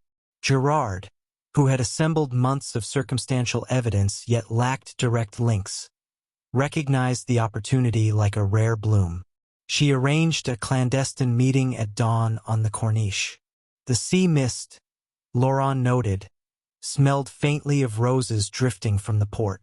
Under oath, Laurent outlined the code of petals and stems, the freezer compartments retrofitted with false flooring, the offshore accounts labeled geranium, Daphne, Iris. Gerard used the testimony to secure covert warrants. Over one humid August night, agents tailed 3 vans departing Etienne's warehouse. Thermal cameras recorded a detour to a shuttered greenhouse where suitcases exchanged hands. At 5 a.m., simultaneous raids unfolded. The shop, the villa, the greenhouse. Etienne, awakened by shouts among olive trees, offered no resistance. He merely requested the officers tread carefully around the hydrangeas. In interrogation, Etienne spoke softly, pruning jargon from his answers. He admitted transport but denied knowledge of criminal origins. Flowers, after all, passed through many hands. Yet the ledgers, seized intact despite his burn protocols, rendered silence futile. 5 thick volumes smelled of ink and eucalyptus. Their coded entries matched Laurent's testimony line for line. Trial convened in spring 1989. Newspapers favored horticultural metaphors, petals of deceit, bouquets of bloodless crime. Witnesses described how cash moved as gently as pollen on night air. Etienne listened, occasionally correcting Latin species names mispronounced by attorneys, a final insistence on precision. The court sentenced him to 9 years for laundering and tax fraud. Laurent received probation, his future transplanted to a distant city under watch. Captain Gerard filed the case under Operation Fleur de Nout. She later told cadets that the aroma of crime is seldom cordite. Sometimes it is lavender on refrigerated petals. Etienne served 6 years, tutoring fellow inmates in botany. Upon release, he opened a small greenhouse inland, selling seedlings to amateur gardeners. The new venture accepted only checks and maintained a single ledger, unadorned, its pages as clean as freshly cut stems. Boston's waterfront in 1972 breathed diesel and salt, a gray labyrinth where freighters unloaded coffee, copper, and secrets before sunrise. Among the longshoremen, Eddie Brogan blended in, mid-50s will cap, clipboard tucked beneath one arm. Officially, he was Local 214 selected delegate, charged with shift rotations and safety grievances. Unofficially, Eddie decided which crates passed inspection, which trucks idled unchecked, and which rumors reached the harbor master. His authority traveled softly, like fog sliding between warehouses. Eddie's rise began after the Great Freeze of '58, when a pier collapse left 3 stevedores dead. He advocated for widows, negotiated pension bumps, and earned a reputation as the man management could work with. Shipping executives offered small favors, first-class rail tickets, a complimentary Mercury sedan, that Eddie accepted, then parlayed into loyalty schemes. By 1965, the delegate controlled overtime rosters. Anyone seeking extra hours left $10 in an unmarked cigar box near the time clock. The money funded weekend clam bakes. Public, generous, and oddly inexpensive for feasts serving 200 men. The real profits floated elsewhere. A Providence entrepreneur, Salvatore Sal Morocco, approached Eddie with a proposal as delicate as tissue wrapping. Certain containers, falsely declared machinery parts, would include crates of untaxed Turkish cigarettes. Eddie's dock captains would wave them through, and in exchange local 214th pension fund would receive a guaranteed 8% annual return. Eddie requested a week to think, spent 3 days pacing Castle Island, and agreed on the 4th after calculating that 8% on millions could shore up pensions for decades and purchase silence with benevolence. Documentation became Eddie's craft. He learned to adjust manifest ink densities so customs officers saw original stamps rather than recent forgeries. He kept meticulous dual ledgers, a worn spiral notebook for official tallies, and a leather-bound diary listing code names: Seagull for Morocco, Oyster for cigarette shipments, Anchor for transport trucks. Only Eddie held both keys, one literal and one mental. The notebook was locked in his desk. The diary remained in his coat pocket, pages written in an idiosyncratic shorthand that mixed Gaelic phrases with stevedore slang. By 1978, imports expanded beyond cigarettes to include wristwatches, denim, even small pallets of Colombian coffee that skipped FDA sampling. Eddie funneled profits into scholarship funds for dockworkers' children, interest-free loans for fishing boats, and annual Thanksgiving turkeys distributed from the Union Hall. Gratitude wrapped him like a down blanket. Few asked how generosity grew as cargo volumes officially shrank. Trouble drifted in on a September morning disguised as a new customs supervisor. Margaret Hale, former IRS auditor, calm-eyed, armed with patience. She noticed that local 214 containers cleared inspection in record time despite inconsistent serial sequences. Hale ordered random holds, disrupting schedules and forcing Eddie's crews into overtime without advance notice, an affront to his careful equilibrium. Eddie responded with courtesy, offering Hale a tour of the refurbished pension office and highlighting union literacy programs. She smiled, accepted coffee, and ordered more surprise audits. Pressure mounted inside the alliance. Morocco worried that delays would sour overseas suppliers. He urged Eddie to manage Hale. Eddie declined intimidation, violence he believed attracted headlines. Instead, he studied the supervisor's patterns. She carpooled from Quincy, attended Wednesday Mass, favored lemon tea. Eddie arranged for local 214th Charity Board to donate new pew cushions to Hale's parish, a gesture noted but not reciprocated. Hale's inspections intensified. The fracture appeared not from Hale, but from within Eddie's trusted circle. Dennis Flaherty, a young peer foreman deep in gambling debt, began siphoning cartons from contraband pallets, selling them to a Southie bar owner. Inventory gaps rippled up the chain.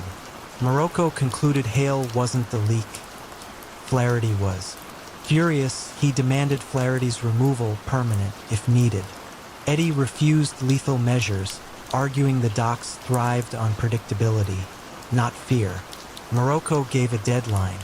Eddie summoned Flaherty to a deserted wharf after sunset. The harbor lights danced on black water while gulls shrieked overhead. Eddie spoke quietly. Confess to Hale, claim solo theft, shield the larger web, and in return the union would cover debts and relocation. Flaherty, knees shaking, agreed. The next day he walked into Hale's office clutching a single carton as evidence. He described lifting a few boxes, nothing more, blaming temptation and casino losses. Hale sensed a partial truth. Theft, yes. Scale uncertain. She accepted the carton, filed paperwork, and suspended Flaherty pending investigation. Morocco considered the confession too neat. Convinced Eddie stage managed the narrative to protect himself, he sent a plain envelope to Hale. Anonymous manifests, the Gaelic-coded diary pages stolen from Eddie's coat during a union banquet.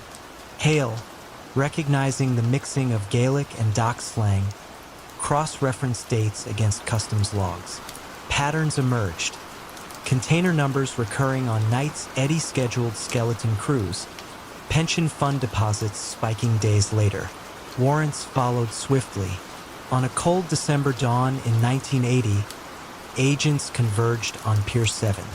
Eddie, inspecting winch cables, watched blue jackets fan across the yard like winter birds. He offered no resistance as Hale approached, reciting his rights with measured clarity. The longshoremen stood silent, caps in hand, unsure whether to curse betrayal or pray for their caretaker. In federal court, Eddie's calm never wavered. He acknowledged falsified manifests but emphasized pension solvency, scholarships, the turkeys. Prosecutors called it racketeering. Defense counsel framed it as community-based risk management. The jury convicted on multiple counts of smuggling and conspiracy. Eddie received 10 years at Allenwood, serving 6 after exemplary behavior overseeing the prison workshop's safety committee. When Eddie walked free in 1987, the waterfront had modernized. Container cranes replaced gangs of hookmen. Computer terminals logged every pallet. Local 214's new leadership met him for coffee, thanked him for the still robust pension, and offered a consulting role strictly above board. Eddie declined. He rented a small boat repair shed on the North Shore, spending afternoons sanding hulls, evenings writing advice columns for a maritime newsletter under the pen name Old Hand. He never returned to Pier 7, but dockworkers claimed that on foggy mornings, a figure in a wool cap could be seen near the bulkhead, nodding once toward cranes that now answered to computers, not clipboards. Thus ended the quiet reign of the Union delegate who owned the docks. Proof that sometimes the softest voice can steer an empire, until tides shift and cargo too heavy for conscience finally breaks the ledger's spine. London's Soho in 1955 hummed after dark, neon licking rain-slick cobblestones while saxophones curled smoke into the night. At the center of Dean Street stood the Blue Lantern, a cellar club with a walnut bar and a baby grand painted midnight blue. Patrons believed they came for bebop, but the true rhythm belonged to its owner, Clara Whitlock, whose gloved hands kept stricter time over bank ledgers than any drummer on stage. She had inherited the club from a wartime uncle and, with it, access to a crowd that paid cash, tipped generously, and asked few questions once the trumpet hit its third chorus. Clara's first taste of clandestine profit arrived through Maxwell Max Doyle, a bookmaker who settled debts in folded envelopes perfumed by menthol cigarettes. The Lantern's nightly cash totals, Clara noticed, doubled whenever Max's men filled the rear booths. He proposed a partnership elegant in its simplicity. Doyle would funnel inside track bets through the bar's registers as cover charges, smoothing volatile winnings into steady revenue. Clara, pragmatic and ambitious, agreed on the condition that violence never crossed her threshold. Max laughed, promised, and placed a ruby cufflink in her palm as collateral. Over the next 3 years, every gin fizz and trumpet solo masked invisible transfers. Doyle moved wagers from Greyhound tracks in Hackney and illicit baccarat rooms in Bayswater. Clara recast them as bar receipts, then wired the funds to a dormant import firm she had purchased for £1. The company, Whitlock Continental, claimed to ship French reeds for saxophones and Italian strings for basses, a fiction credible enough to satisfy bank managers who enjoyed complimentary tickets to weekend sets. Monthly, Clara diverted a careful slice into the club's renovation fund. New velvet curtains, a fresh lacquer on the stage, tokens that disguised the larger tide. Trouble skimmed the rim of a whiskey glass on a February night in 1959. A low-level collector named Freddie Mills arrived bruised and anxious, whispering that Doyle's gambling tentacles now reached the East End's protection circuit, territory watched by Scotland Yard's Serious Crimes Branch. Freddie also hinted that Doyle kept 2 books, an honest one for Clara's eyes and another recording side arrangements with razor-wielding loan sharks. Clara listened, metronome steady, and dismissed him with cab fare. Yet the seed sprouted. If Freddie spoke truth, her meticulous laundering rested atop accounts she had never examined. Scotland Yard's Detective Inspector Eleanor Hart had been charting Doyle's ascent for months, plotting cash spikes against race calendars. The Blue Lantern appeared in her ledger as an outlier, too much revenue for a basement holding 80 patrons. Hart attended a Thursday session in plain clothes, ordered seltzer, and watched Clara balance the till between sets. She saw no rushed gestures, no suspicious handoffs, only Clara's habit of noting each coin as if it were a confession. Still, the numbers whispered inconsistencies Hart could not ignore. She quietly requested a full audit of Whitlock Continental. Meanwhile, Doyle sensed winds shifting. He proposed accelerating the wash, a jazz festival in Brighton where ticket sales could absorb an entire season's gambling gains in one weekend. Clara hesitated. Scaling up invited scrutiny. Doyle countered with menace thinly veiled as urgency. "If we don't move fast," he warned, "someone else will decide the tempo for both of us." Clara, clutching the ruby cufflink now dull from years in her desk, agreed, stipulating meticulous ticket logs and a separate accountant of her choosing. Festival planning consumed spring. Posters went up, musicians signed, advance sales soared. Yet Detective Hart, armed with the audit, discovered Whitlock Continental imported nothing more than 3 sample reads in 4 years. She secured a covert warrant to trace every festival ticket payment. Banks, once charmed by Clara's complimentary passes, now flagged irregular bulk deposits marked souvenir programs. The pattern matched Doyle's betting calendar by a syncopated heartbeat. On the festival's opening night, June's heat thick with salt from the channel, Clara paced backstage while trumpets tuned. She spotted Doyle conferring with a courier carrying 2 metal cases. The courier's unease echoed Freddie's whispered warnings. Clara stepped into the corridor, intercepting Doyle with a cordial smile that masked vertigo. She asked to review the cases for inventory. Doyle's eyes narrowed, yet years of portraying the gracious partner compelled him to comply. Inside lay not currency but IOUs, betting slips, and a ledger revealing debts payable in enforcement visits. The discovery shattered Clara's condition of nonviolence. She excused herself, walked to the pier where gulls shrieked beneath carnival lights, and made a decision faster than any she had taken at a balance sheet.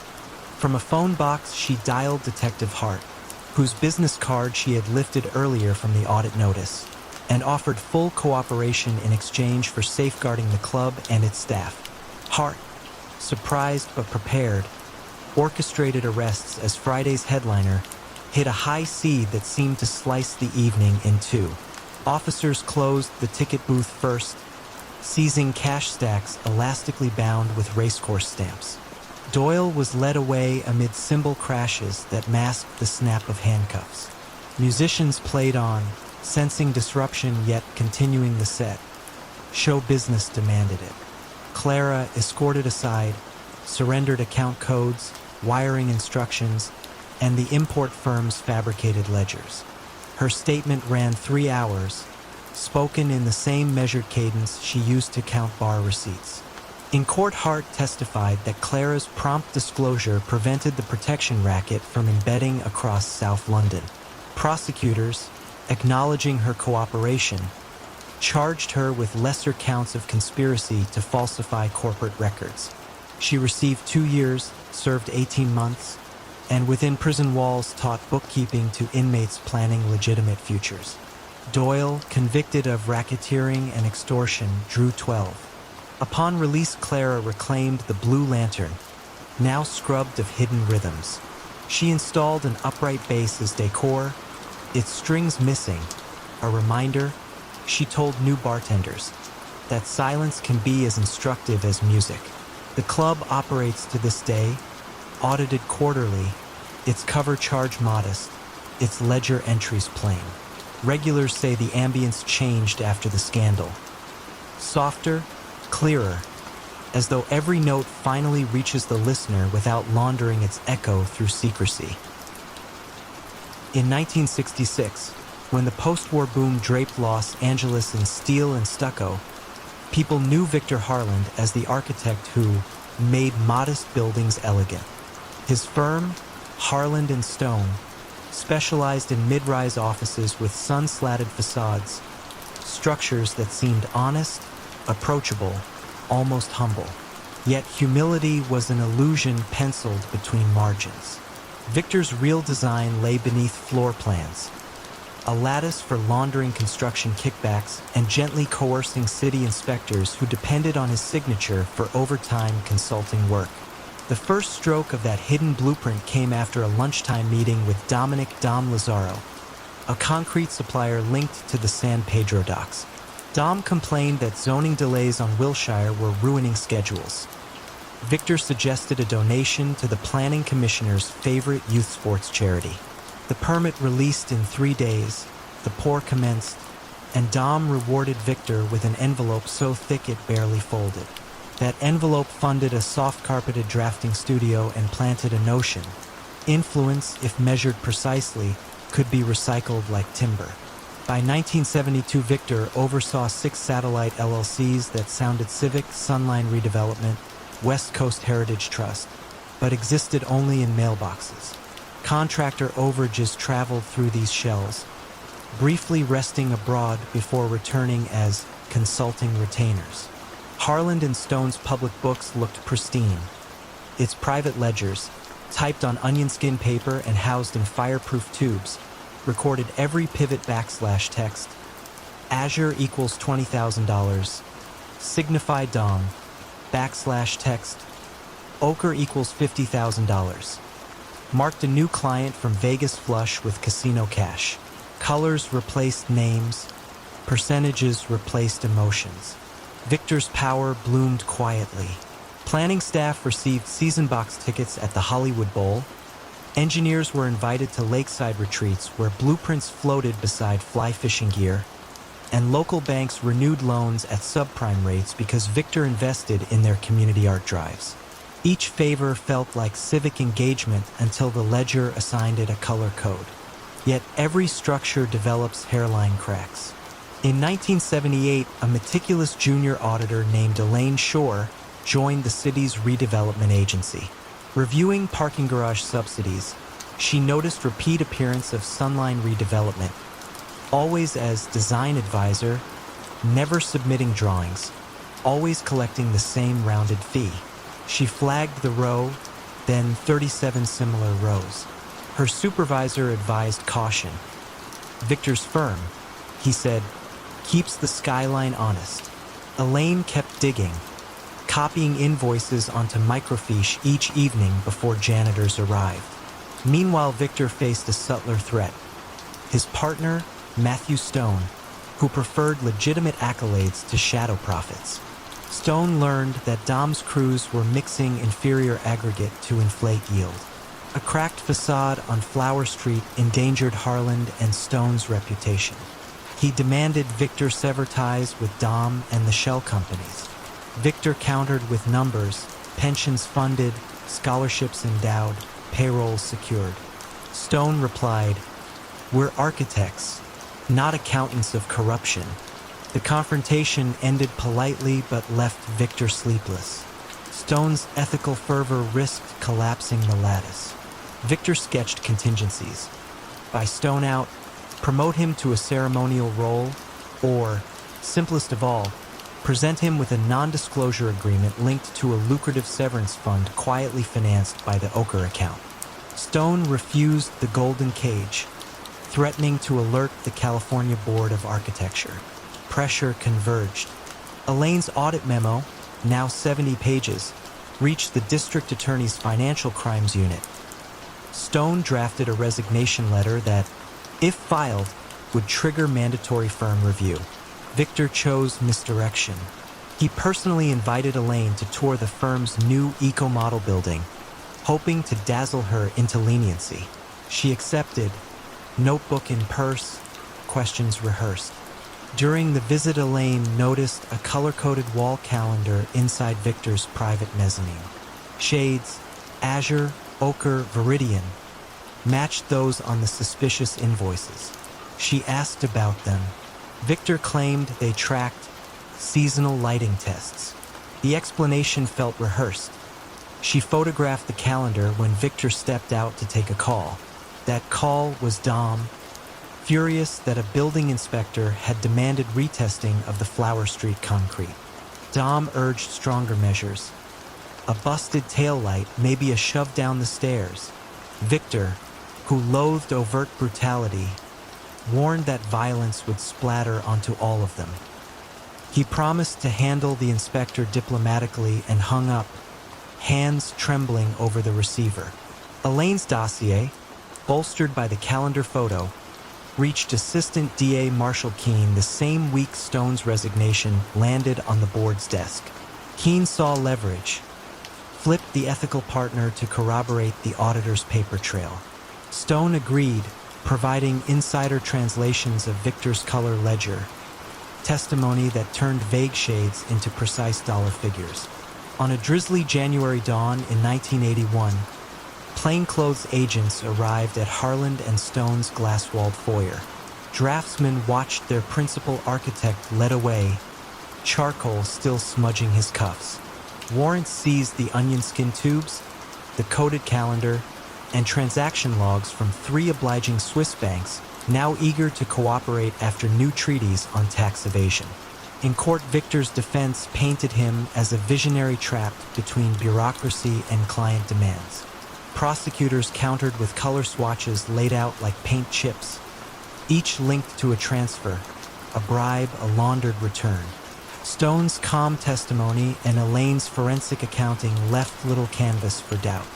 Victor was found guilty of racketeering, conspiracy, and wire fraud, sentenced to 10 years in Lompac's minimum security wing. 5 served.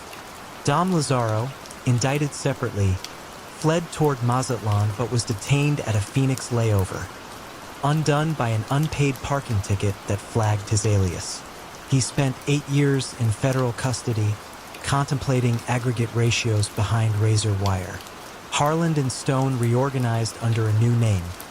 Stone implemented strict compliance protocols and dedicated a scholarship to aspiring architects from public schools, funded, with ironic symmetry, by court-ordered restitution from Victor's frozen assets.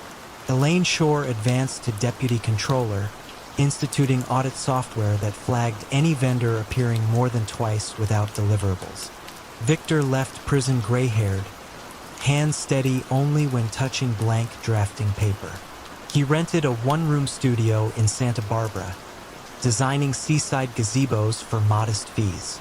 No shell companies, no coated pallets, just graphite lines that rose, intersected, and supported weight honestly. Locals said his smaller structures felt lighter, as though freed from hidden loads. The skyline he once guided thrummed beyond reach, but on quiet evenings he could still glimpse it down the coast, an intricate silhouette reminding him that every edifice, however grand, rests on integrity or crumbles when the inspector finally sets a true level. Detroit in 1983 was equal parts empty factories and electric rhythm. Ray Decker, a lanky man with horn-rimmed glasses, captured that rhythm on 2-inch tape at Blue Atlas Records, a scrappy label that pressed local funk acts into crackling 7-inch singles. DJs loved the sound. Street crews loved the cash-only deals at pop-up shows. Ray loved both, but mostly he loved order, metered beats, balanced ledgers, neat stacks of unsold vinyl stored by catalog number. Order cracked the night Cal Bishop walked into Blue Atlas after closing. Cal, freshly paroled and quietly feared on the east side, admired Ray's reel-to-reel, then placed a bowling bag full of $100 bills on the console. He proposed a sponsorship. Cal would fund pressing runs. Ray would list the money as tour advances and return it, laundered, as royalties. Ray calculated pressing costs, studio overhead, and risk. The money in the bag exceeded a year's viable production. Against a soft hiss of tape looping leader, he nodded once. The scheme's genius lay in vinyl's margins. Each single cost 50 cents to press, wholesaled at $1.40. Ray reported pressings triple the actual run, noted phantom shipments to European distributors, and wired the overage, now white as new sleeve stock, into Cal's Nevada LLC. The IRS, seeing export income and mechanical royalty statements signed by made-up French promoters, applauded Blue Atlas's international reach.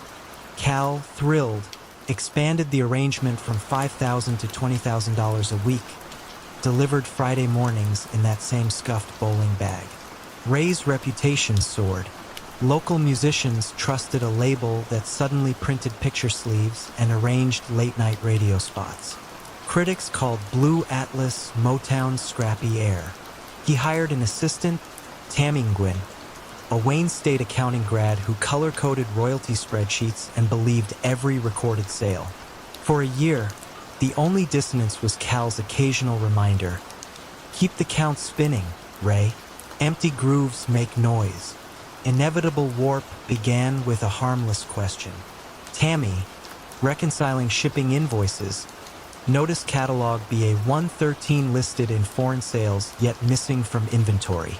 Ray invented a story about water-damaged boxes destroyed by insurance adjusters. Tammy logged the write-off but marked the discrepancy with a pink tab. Pink meant, "Come back later." She returned weeks later and found 3 more phantom releases. Order, her specialty, demanded answers. While Tammy audited, Special Agent Miles Carter of the Treasury's Financial Crimes Division traced East Side heroin proceeds funneled into a mysterious Nevada music company. Carter, patient and keen-eared, mapped account numbers and identified steady wires from Detroit signed by Raymond Decker. He booked a flight, packed a portable cassette recorder, and spent evenings playing Blue Atlas cuts to understand the culture he might soon shake apart. Ray sensed pressure. Cal's bag now arrived heavier, its owner eager to breach new markets. Miami clubs, maybe Hamburg raves. Ray requested breathing room. Cal countered by dropping studio engineers an extra envelope for loyalty. The message carried more grit than generosity. Friday deliveries continued. Tammy confronted Ray on a snowy Wednesday, binder in arms. She had built a parallel ledger showing that reported overseas orders would fill 3 semi-trailers. Orders no distributor acknowledged. Ray, cornered yet calm, told her the truth minus Cal's name. Early investors wanted fast growth. Paper sales secured bank loans. Real demand would someday match the fiction. Tammy, ethical but pragmatic, offered an ultimatum. Straighten the books within a quarter or she'd resign and alert the tax board. Ray promised cleanup, hearing Cal's voice behind every syllable. Cleanup arrived, but not as Tammy imagined. Agent Carter, armed with subpoenas, entered Blue Atlas on March 3, 1985, while Ray EQ'd a baseline. Carter's greeting was courteous, his warrant precise. All shipping logs, bank wires, and royalty statements since 1982. Ray's hands trembled only when Carter requested the Nevada correspondence file, the one Ray stored in a locked cabinet behind gold-painted 45 adapters. News of the raid reached Cal within an hour. That evening, Ray found the studio door ajar and Cal seated at the drum kit, sticks tapping a lazy paradiddle. Cal demanded the hard drives, the tapes, the ledgers. Ray offered a compromise. Destroy nothing, instead spin a story of aggressive but legal tax strategy. Cal rose, sticks clacking once against the snare rim. "Music stops when I say," he murmured. Ray's survival instinct finally overrode loyalty. He handed Cal a duffel, not of ledgers but of half-inch master reels. Rare takes, alternate mixes, irreplaceable. Cal, satisfied, disappeared into snow. Ray then drove straight to Treasury's field office, carrying the real books and a typed statement detailing every transfer, every fake pressing, every bowling bag delivery. He demanded, in return, protection for Tammy and a chance to salvage Blue Atlas as a legitimate label. Carter, reviewing the meticulous files, agreed to recommend leniency. Federal indictments landed like downbeats. Cal Bishop, identified through serial numbers logged by Ray, was arrested at a truck stop outside Toledo, masters still in the duffel. He pled guilty to conspiracy and laundering, earning 15 years. Tammy testified as fact witness, her pink-tabbed binder a roadmap for jurors. Ray received 4 years at Milan Federal Correctional, serving 2 after teaching an inmate course on audio engineering. Blue Atlas, placed in trust, survived. Upon release, Ray bought back the catalog with family funds, pressed honest reissues, and installed Tammy as chief financial officer with full signing authority.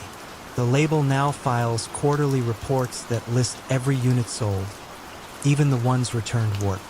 Detroit DJs still spin early Blue Atlas singles, pops and hiss intact. They say the groove is wider on those cuts, as if holding secrets in the silent spaces. Yet each record carries a new center label. Microprint reads, "All tracks accounted for." Berlin, 1994. Cranes cut the sky where the wall had fallen, and every vacant lot seemed primed for rebirth. Into this boom stepped Jacob Kramer, a soft-spoken surveyor whose Leica theodolite looked as old as his corduroy coat. City planners respected him. Investors barely noticed him. That invisibility made Jacob ideal for what he quietly assembled. A property laundering carousel that spun East German ruins into West Berlin capital, then back again as squeaky clean equity. Jacob's rise began with a single attic full of archives. After reunification, restitution claims for expropriated buildings clogged municipal offices. Jacob offered help, mapping titles, tracing heirs, summarizing boundaries. For many claimants, the paperwork felt insurmountable. They signed durable powers of attorney granting Jacob authority to expedite sales. He gathered deeds like pressed flowers, each weighed down with nostalgia and legal uncertainty. Financing arrived through Victor Haas, a Hamburg notary turned venture broker who liked deals that closed before banks could ask how. Victor proposed a structure. Jacob's company, Nui Horizonte GmbH, would purchase disputed properties for modest sums, renovate on paper, and flip them to shell trusts in Liechtenstein. The trusts, funded by clients Victor never named, paid premiums that dissolved the chain of origin. Jacob, who once measured walls millimeter by millimeter, now measured profit in leaps. A cracked plaster facade could yield a 5-fold return once its history was blurred. The laundering loop worked because every step looked logical in chaotic times. City subsidies rewarded renovation. Liechtenstein trusts, allegedly representing foreign pension funds, seemed eager to revitalize Berlin's east. Jacob filed meticulous grant applications, new roofs here, energy-efficient windows there, attaching staged photos of scaffolding that stood only long enough for inspectors to visit. By 1997, Jacob controlled 43 addresses between Mitte and Prenzlauer Berg. The press called him the caretaker of forgotten streets, praising his habit of cycling to sites at dawn. Tenants appreciated quick fixes. Leaking pipes repaired overnight, stairwells painted a calming sage green. Yet beneath the paint payments shifted in loops. Rents wired to a Berlin bank, forwarded to a Vienna holding firm, then slid into Liechtenstein as heritage preservation dividends. City officials, drowning in post-wall paperwork, stamped approvals with relief. Fracture arrived through an unassuming resident, Dr. Lotte Brenner, a retired archivist whose brother's bakery once occupied the ground floor of Jacob's flagship building.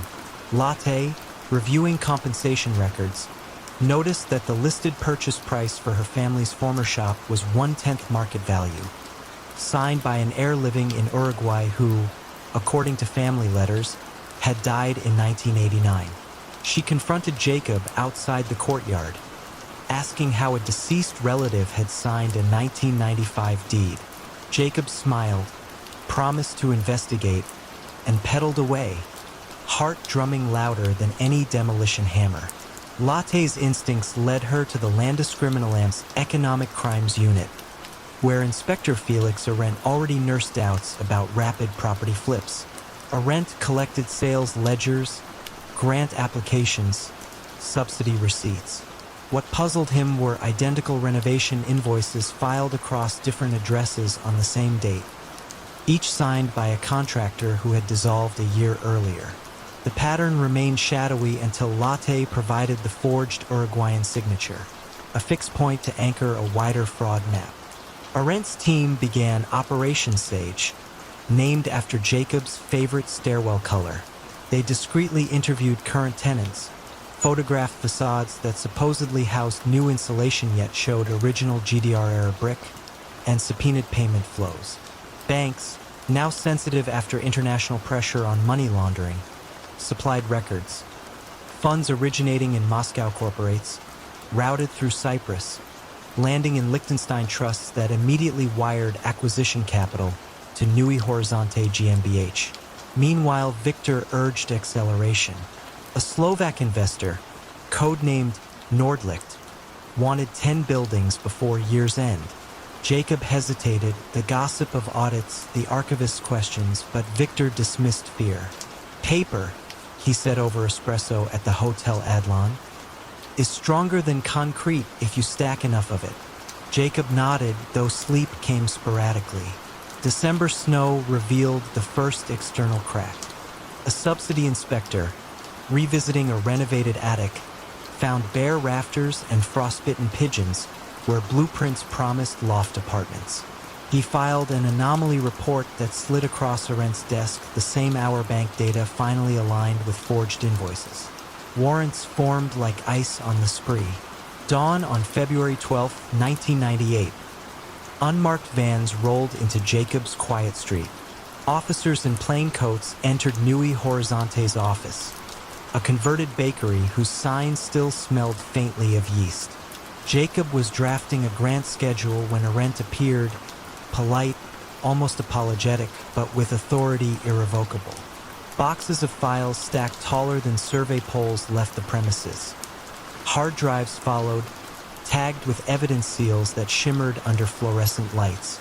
Interrogation was conversational. Jacob, fatigued, explained the restitution maze, the investor's hunger, the city's desperate need for renewal. He spoke of bridging past and future, phrases that once convinced grant committees. Arendt replied by laying out photographs. Identical scaffolding at 5 addresses, time-stamped the same morning. Invoices signed by a contractor proven to be Victor's brother-in-law, resident in Majorca since 1993. Numbers replaced nostalgia. Jacob faced charges of fraud, money laundering, and document forgery. His cooperation, however, proved invaluable. He provided shell company registers, loan agreements, email chains. Victor, arrested at the Danish border with a briefcase of bearer bonds, received 9 years. Russian capital behind Nordlicht evaporated into opaque jurisdictions but ceased buying Berlin bricks. At trial, Jacob's statement filled the courtroom with unexpected calm. He admitted measuring profit more carefully than people's histories, conceding that the city he loved deserved better than staged scaffolding. Judges weighed contrition against scale, sentencing him to 6 years, parole after 4, and a lifetime ban on holding fiduciary property roles. Released in 2002, Jacob returned to surveying, but now for a non-profit that authenticates restitution claims free of charge. He rides the same bicycle, Leica slung over one shoulder, stopping often to verify that walls align with deeds and that signatures belong to the living. Locals still see sage green stairwells around MIT, testimony to a time when new paint covered old shadows, until a careful archivist and a patient inspector stripped color back to brick, exposing the ledger lines beneath. Victor Vic Rinaldi's rise began on a gray Chicago morning in 1954, the day he bought a modest haberdashery on State Street. To shoppers, Rinaldi's fine menswear looked like any other shop where clerks measured sleeves and matched silk ties to charcoal suits. Yet beneath the oak counters lay hidden compartments, and in the locked office upstairs, Ledgers far more lucrative than dress shirts chronicled the flow of mob money across the Midwest. Vic grew up the son of Italian immigrants who prized discretion and hard work. As a boy, he learned to press trousers with precision. As a teenager, he learned to press envelopes into the right hands. By 28, he'd sold his father's tailor shop for cash, clean cash, he liked to say, then reinvested in 3 more storefronts along the lakefront. Behind each register, a trusted cousin tallied legitimate sales while keeping a second column for the numbers that mattered. The storefronts became funnels, washing gambling revenue from Cicero to Joliet, converting dirty dollars into neat bank deposits. Vic's operation ran quietly, almost primly, and that was exactly why the Giordano outfit noticed. In 1957, Anthony Tone Giordano invited Vic to dinner at a private booth in the Green Mill Lounge. Tone spoke softly, as if disclosure itself were impolite. The outfit's gambling take had outgrown back-alley pickups. It needed a laundromat that did not smell of bleach. Vic's haberdasheries, with their brass door handles and polite mid-level clientele, were ideal. The deal was sealed over a single handshake. Vic would skim 5% of every laundered dollar. The outfit would guarantee protection and provide unlimited inventory. Unsold shipments billed, in theory, to out-of-state wholesalers that did not exist. Over the next decade, Vic used Taylor's chalk and needlepoint metaphors to train his clerks. Every counterfeit invoice must fit the real sales total as perfectly as a bespoke jacket. His insistence on detail earned him the nickname the Draper. By 1965, his network included a dry cleaning chain in Milwaukee, a gentleman's club in St. Louis, and a riverside casino boat registered under a cousin's name in Council Bluffs. Each enterprise looked unremarkable from the street. Together, they absorbed nearly $2 million a month, slipping it back into the banking system through understated, routine deposits. Yet power multiplies both assets and anxieties. Vic trusted only family, but cousins quarreled, siblings aged, and nephews dreamed of quicker glory. The quietest threat arrived in 1971, when a new federal agent in Chicago, Walter Price, began charting currency transaction reports at a time few bankers bothered with them. Price noticed that Rinaldi menswear rarely exceeded 30 customers a day, yet its deposits rose steadily despite seasonal slumps. He marked the shop on a wall map, pinned it with red string to a series of cash buys on the Riverside Casino, and waited. Meanwhile, the outfit felt pressure from Detroit rivals encroaching on truck routes. Tone Giordano, gray-haired and newly cautious, ordered Vic to accelerate throughput, double the monthly wash within 6 months. Vic protested that such growth would wrinkle the fabric, but Tone reminded him that loyalty is measured in compliance. Vic complied. Deposits ballooned. So did Price's suspicions. By 1974, Price had assembled a small task force armed with quiet subpoenas. They leaned on freight clerks, cross-checked fabric orders, and found that Vic's flagship store claimed to sell 1,200 Italian silk ties each week, 6 times the entire Midwest's import volume. The numbers were impossibly elegant, and that elegance was the tell. Price kept his investigation sealed, biding time for one clean break in the stitching. It arrived through Vic's youngest cousin, Marco, who handled counting at the Council Bluffs Casino. Marco enjoyed slot machines more than accounting and siphoned $5,000 a night to cover losses. To the outfit, a missing $5,000 was a rounding error. To Price, it was leverage. Confronted with potential embezzlement charges, Marco crumpled quicker than cheap linen. He detailed every courier schedule, every code word, blue suit for $10,000, cufflink for $50,000, and, crucially, the exact dates ledgers were swapped between shops. On an icy dawn in February 1975, agents executed coordinated raids across Illinois, Iowa, and Missouri. They entered Rinaldi menswear politely, presenting Vic with a 40-page warrant as he arranged a window display of spring overcoats. Upstairs, they found the shadow ledgers, labeled only by Roman numeral, I through 12, January through December. Each ledger traced deposits to bogus wholesalers whose addresses led to vacant lots or shuttered warehouses.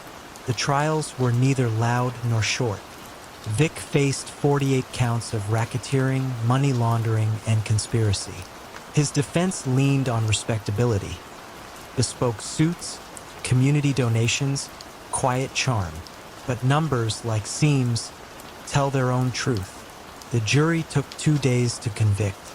Tone Giordano died of heart failure before charges reached him. Some whispered he'd orchestrated his exit to avoid the stand. The outfit survived, shrinking, splintering, adapting as they do. Vic spent 23 years in federal prison, released in 1998 to a halfway house near Joliet, where he taught inmates how to hem pants and spoke little of silk ties or shadow ledgers. Walter Price retired the same year, his office wall bare now of red string and maps. Asked once whether the Rinaldi case had been worth the decades of quiet chase, he said only that good tailoring lasts when stitches are hidden, but even the finest suit unravels if one thread is pulled long enough. Henri Duclos stood on the Pont de Grenelle at dawn in 1983, watching barges glide beneath the Paris skyline. To most passers-by, he looked like any mid-level banker savoring a cigarette before work. Yet inside the mahogany files of Banque Nouvelle, Henry's brisk signature authorized wire transfers that carried Corsican heroin profits to Swiss trusts and Caribbean shell firms. He was 40, bespectacled, and famously polite, the last man anyone pictured at the center of Europe's most disciplined laundering ring. Henry's ascent began a decade earlier in Marseille, where his first job involved auditing seafood exporters. One client, a sardine cannery owned by Lucien Lulu Campana, always reconciled books too perfectly. No spoilage, no late invoices, only immaculate margins in an industry known for rot. Henri, intrigued, traced outgoing payments to a Luxembourg branch and mentioned the anomaly during a routine dinner. Lulu eyed him for a long moment, then suggested a different career trajectory. Within 6 months, Henri had resigned, taken a quiet post at Banque Nouvelle's compliance desk, and started ironing Lulu's figures into the global banking fabric. The task was deceptively simple. French ports bustled with cash from the so-called French connection, yet customs scrutiny grew sharper each year. Lulu needed wires that looked like vanilla commerce, nothing flashy, nothing overtly criminal. Henri designed a pipeline he called La Brume. The mist, small, frequent transfers routed through legitimate export invoices. A crate of Sardinia-bound tuna might cost 18,750 francs. Tucked inside that line item sat 16,000 francs of heroin revenue. The bank's automated systems saw seafood, not narcotics. From 1974 to 1980, Henri refined La Brume with near-academic precision. He hired 2 junior clerks whose only task was to adjust exchange rates by fractional points so totals appeared random. He staggered deposits across 5 time zones, ensuring that no regulator reviewed more than an isolated fragment. Parisian supervisors called him Monsieur Miniature, Mr. Meticulous, a compliment he wore like a pressed lapel. Power, however, accrues weight. Lulu's cousins in Corsica demanded faster turnarounds. South American suppliers requested their own slots in the mist. Henri responded by creating fictitious cash flow models for a dozen shell companies, olive oil traders, art shippers, even a charity for Mediterranean coral reefs. He kept master ledgers in a single composition notebook, handwritten in cautious ink, stored behind a false panel in his apartment's bookcase. Only 3 men knew where it was: Henri, Lulu, and Jules Martin, a reserved notary who certified property deeds for the ring. The system might have drifted on indefinitely had Henri not attended a 1982 banking conference in Zurich, where a Swiss officer remarked that French regulators planned a new declaration obligations for any transfer over 15,000 francs. Henri realized La Brume would soon glow like neon. He proposed a pause, 3 months to redesign the pipeline. Lulu refused, citing impatient Colombian partners and Corsican politics. The polite banker found himself caught between calculus and bravado. Enter Lieutenant Claire Berard, a 32-year-old financial investigator fresh from the École Nationale d'Administration. Unlike traditional police, she preferred spreadsheets to stakeouts. Assigned to the new Financial Crimes Task Group, she began indexing every seafood exporter in Marseille, cross-referencing wire patterns against seasonal fish yields. One cannery's invoices never aligned with trawler logs. Lulu's plant. Claire traced the discrepancy to Banque Nouvelle, flagged Henry's unusually consistent approval codes, and opened what she called Operation Brouillard, the fog. Claire's first approach was subtle. She invited Henri to lecture interns about anti-laundering protocols. During Q&A, she asked about exchange rate irregularities in commodity exports. Henri answered smoothly but felt a chill. Someone had lifted the edge of the curtain. That evening, he retrieved the composition notebook, intending to relocate it, only to find the hiding panel ajar. The notebook remained, yet a fine layer of dust was disturbed. Fear, thin and clinical, settled over him. Henri confronted Jules Martin, suspecting the notary had been approached. Jules, overwhelmed by gambling debts, confessed. Claire's team had offered leniency in exchange for information. He had yielded names, dates, even the bookcase's secret. Henri realized the fog had become a mirror. Every number now reflected back at him. He weighed flight. Geneva beckoned with discreet lawyers. Panama offered treaty loopholes. But Lulu's cousins shadowed him day and night, ensuring loyalty. Unable to run, Henri attempted one final maneuver. He forged a memo suggesting that Banque Nouvelle's deputy director, an ambitious executive named Fournier, had ordered the suspect transfers. The ploy aimed to scatter culpability and buy time. It failed within 48 hours. Claire's task force executed simultaneous warrants at the cannery, Jules's notary office, and Henry's apartment. They found the notebook exactly where Jules indicated, each page a cartographer's dream of illicit finance. Henri surrendered without protest, adjusting his glasses as agents cataloged evidence. Lulu escaped temporarily to North Africa, but was arrested in Tangier 2 weeks later when Moroccan customs discovered undeclared bearer bonds in his luggage. Trials unfolded in austere courtrooms along the Seine. Press coverage was muted, partly because the government feared revealing how porous its banking defenses had been. Henri, ever courteous, clarified process details under oath, explaining La Brume as though lecturing students. He received 11 years at La Santé prison, less than Lulu's 17, due in part to his cooperation outlining shell company mechanics. Fournier was cleared, yet his career dissolved under the taint. In 1993, Henri emerged on parole, a slimmer man with tremors in his hands. He moved to a village near Tours, teaching mathematics at a lycée, living in a modest flat overlooking the river, water still moving, but now without mist. Lieutenant Claire Berard, promoted to chief inspector, kept the composition notebook in her office safe. Occasionally she opened it, not for evidence, but to remind recruits that crime often whispers rather than shouts, and that even the quietest banker can leave ripples large enough to map.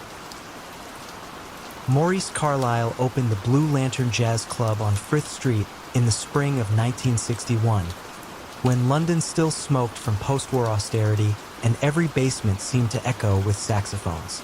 At 29, Maurice blended two talents, the smooth timing of a swing drummer and the rigorous neatness of a chartered accountant.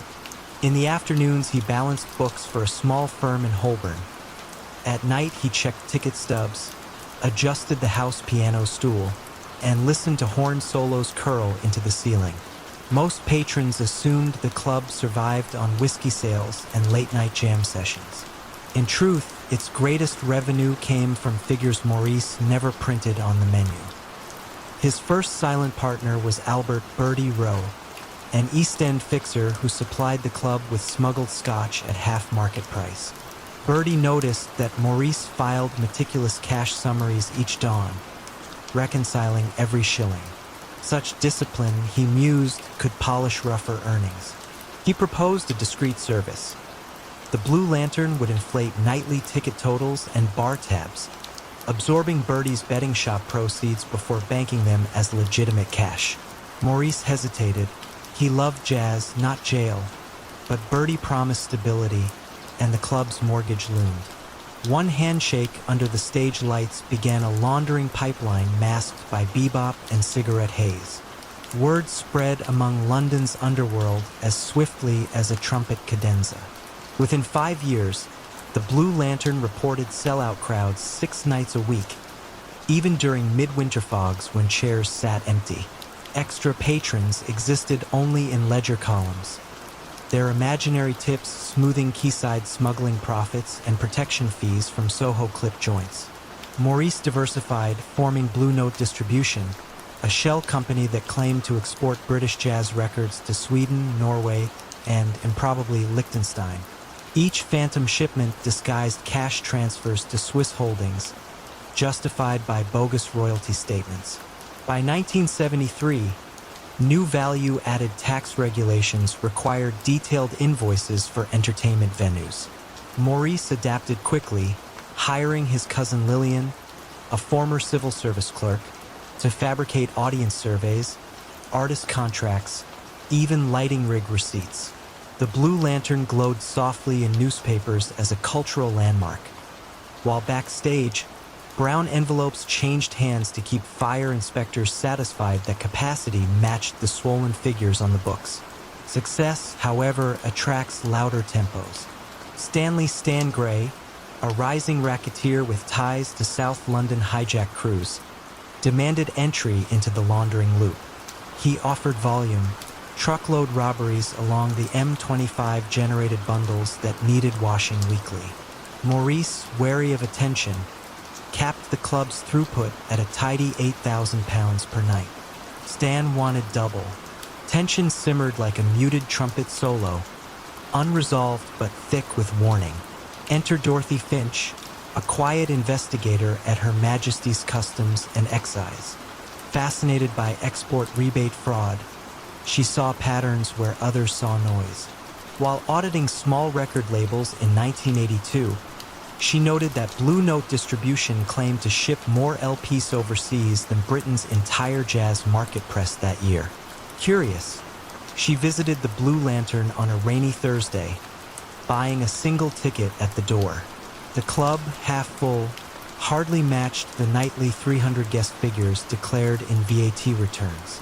She made notes in a small black book and slipped away before the encore. Around the same time, Eddie Wells, the club's resident saxophonist, fell behind on alimony and gambling debts.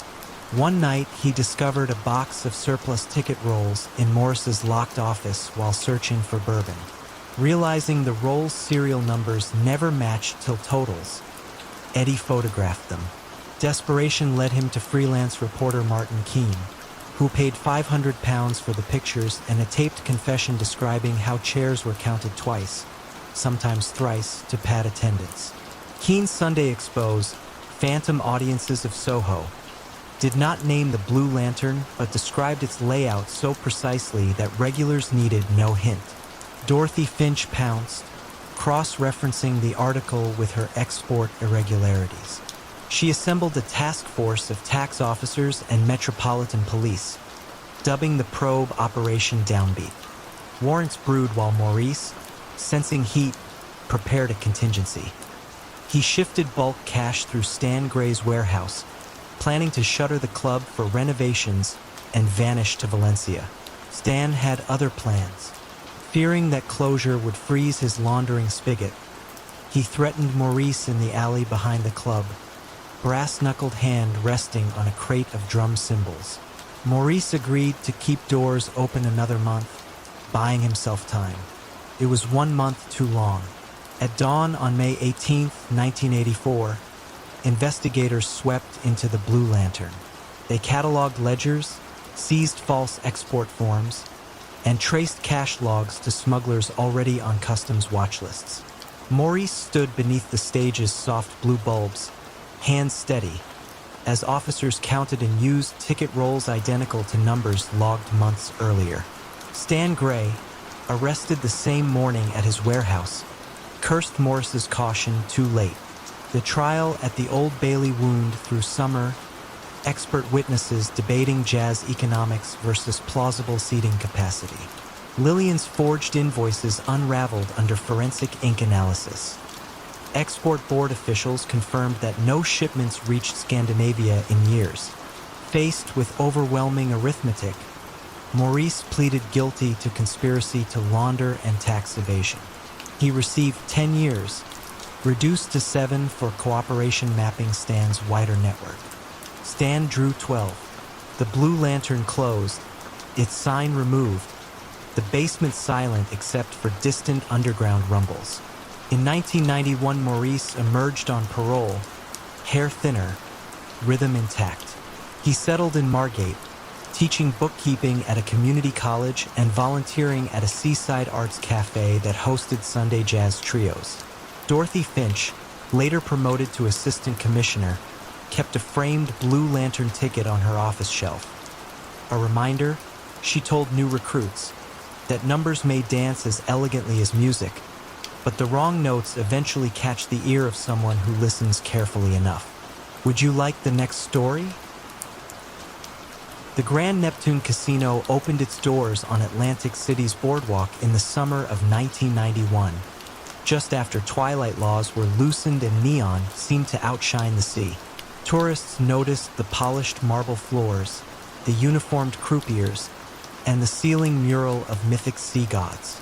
They did not notice Lenny Duarte, a mild-mannered accounting manager who walked the floor each night with a small leather notebook, jotting balances no tourist would ever see. Lenny grew up 3 blocks inland, the son of a barber and a crossing guard, blessed with a photographic memory for numbers and an almost monastic dislike of attention. He studied bookkeeping at community college, joined the Grand Neptune during its construction phase, and by opening day was already trusted to reconcile cage receipts. In theory, every chip leaving the cage accompanied a matching entry on the mainframe. In practice, chips flowed like tidewater, and Lenny alone tracked the undertow. The casino's majority owner was Dominic "Dom" Caruso, a former Newark vending machine distributor rumored, politely, to have silent partners in North Jersey's DeCavalcante crew. Dom understood showmanship better than spreadsheets. On opening week, he pulled Lenny aside and spoke in the lilting confidence of an uncle giving life advice. Neptune needed some flexibility in its daily drop counts. A portion of high roller cash would bypass the books, he explained, so that certain friends could re-enter it later as clean gaming revenue. Lenny, who had never broken a rule stronger than a parking meter, felt the room contract, then nodded. He was 27, paying off his mother's medical bills, and the request came wrapped in paternal charm. The mechanism proved simple. Each midnight, when machines reset, Lenny printed a provisional drop report, marking it draft. Before dawn, he received a manila envelope from Dom's nephew Vince containing raw cash totals from private baccarat salons. Lenny subtracted those figures from the draft, destroying the first printout and filing the doctored version under final. The skimmed money traveled in armored vans to a small coin-sorting warehouse on the edge of town, was swapped for cashier's checks, and cycled back through the casino as winnings claimed by pre-selected players, school teacher cousins of crew members, a retired plumber, a violinist who played 1 weekend a month. For 2 years, the tide rolled smoothly. Regulatory audits skimmed surface data. External accountants trusted Neptune's IBM system, never suspecting the midnight drafts that disappeared like foam. Lenny's only written record fit into that leather notebook. Tiny columns noting subtractions with the cryptic letter M for mirror, meaning the money would soon reflect back as legitimate. In 1993, competition stiffened. New casinos sprouted along the boardwalk, and Dom demanded bigger mirrors, $100,000 nightly instead of $40,000. Lenny reminded him that casinos filed currency transaction reports for anything above $10,000. Dom smiled, said the feds were busy chasing drug cartels, and ordered another round of Greek god statuary to distract tourists. The skim doubled. Meanwhile, Patricia Trish Calder, a young analyst at the Treasury Department's fledgling financial crimes network, began mapping unusually regular cashier's checks issued by the same coin-sorting warehouse. The payees, those pensioners and violinists, always cashed in at the Grand Neptune, always on Monday mornings, always for sums just under $10,000. Calder flagged the pattern, nicknamed it Poseidon, and asked New Jersey Gaming Enforcement for soft audit assistance. The task fell to senior auditor Mike Trelevin, a stoic ex-IRS examiner who believed most fraud revealed itself in the gaps between first drafts and final statements. During an unannounced spot check in August 1994, he requested Neptune's raw midnight reports. Front office clerks, unaware such drafts existed, paged Lenny in mild panic. Lenny hurried down, heart hammering, leather notebook tucked inside his blazer. Trelevin's polite eyes seemed to weigh silence itself. Lenny stalled, claiming the system overwrote drafts automatically. Trelevin, unimpressed, imaged the mainframe and left, promising follow-up subpoenas. That evening, Dom convened an emergency meeting in the penthouse suite. Vince advocated burning the notebooks and shifting operations to a new riverboat venture in Louisiana. Dom disagreed. Destroying records signaled guilt. Better, he said, to weather the inquiry, charm regulators, and blame any discrepancies on software glitches. He instructed Lenny to keep everything operating exactly as before. Pressure distorted Lenny's neat world. He miskeyed figures, slept in 30-minute bursts, flinched at every elevator bell. One dawn, he discovered Vince waiting in the counting room, sleeves rolled, pistol holstered in plain sight. Vince said regulators would soon interview staff, and stories had to match. Anyone wavering might take a vacation they won't return from. He tapped the leather notebook, reminding Lenny that paper could sink or float. The interview arrived on a rain-slick Tuesday. Trelevin and Calder sat across from Lenny in a narrow office smelling of copier toner. They asked why cashier's checks mirrored cage drops within 48 hours. Lenny's rehearsed answers collapsed under follow-up questions about draft reports. Calder produced a screen print from the mainframe backup, showing file headers labeled DRFT_01. Lenny felt his pulse loud in his ears. For the first time since accepting Dom's paternal handshake, he pictured prison bars and his mother alone in a small clapboard house. Calder ended the session gently. "We believe you kept notes. If you'd like to help, now is kinder than later."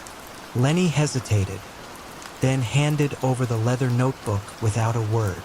The pages told everything: dates, amounts, initials M. It was enough. On November 3, 1994, federal agents and state troopers converged on the Grand Neptune at sunrise. Gamblers still chased jackpots while officers seized hard drives, coin wrappers, and Dom's gilded Poseidon statue. Dom was indicted on 22 counts of money laundering and structuring, Vince on 19, Lenny on 6.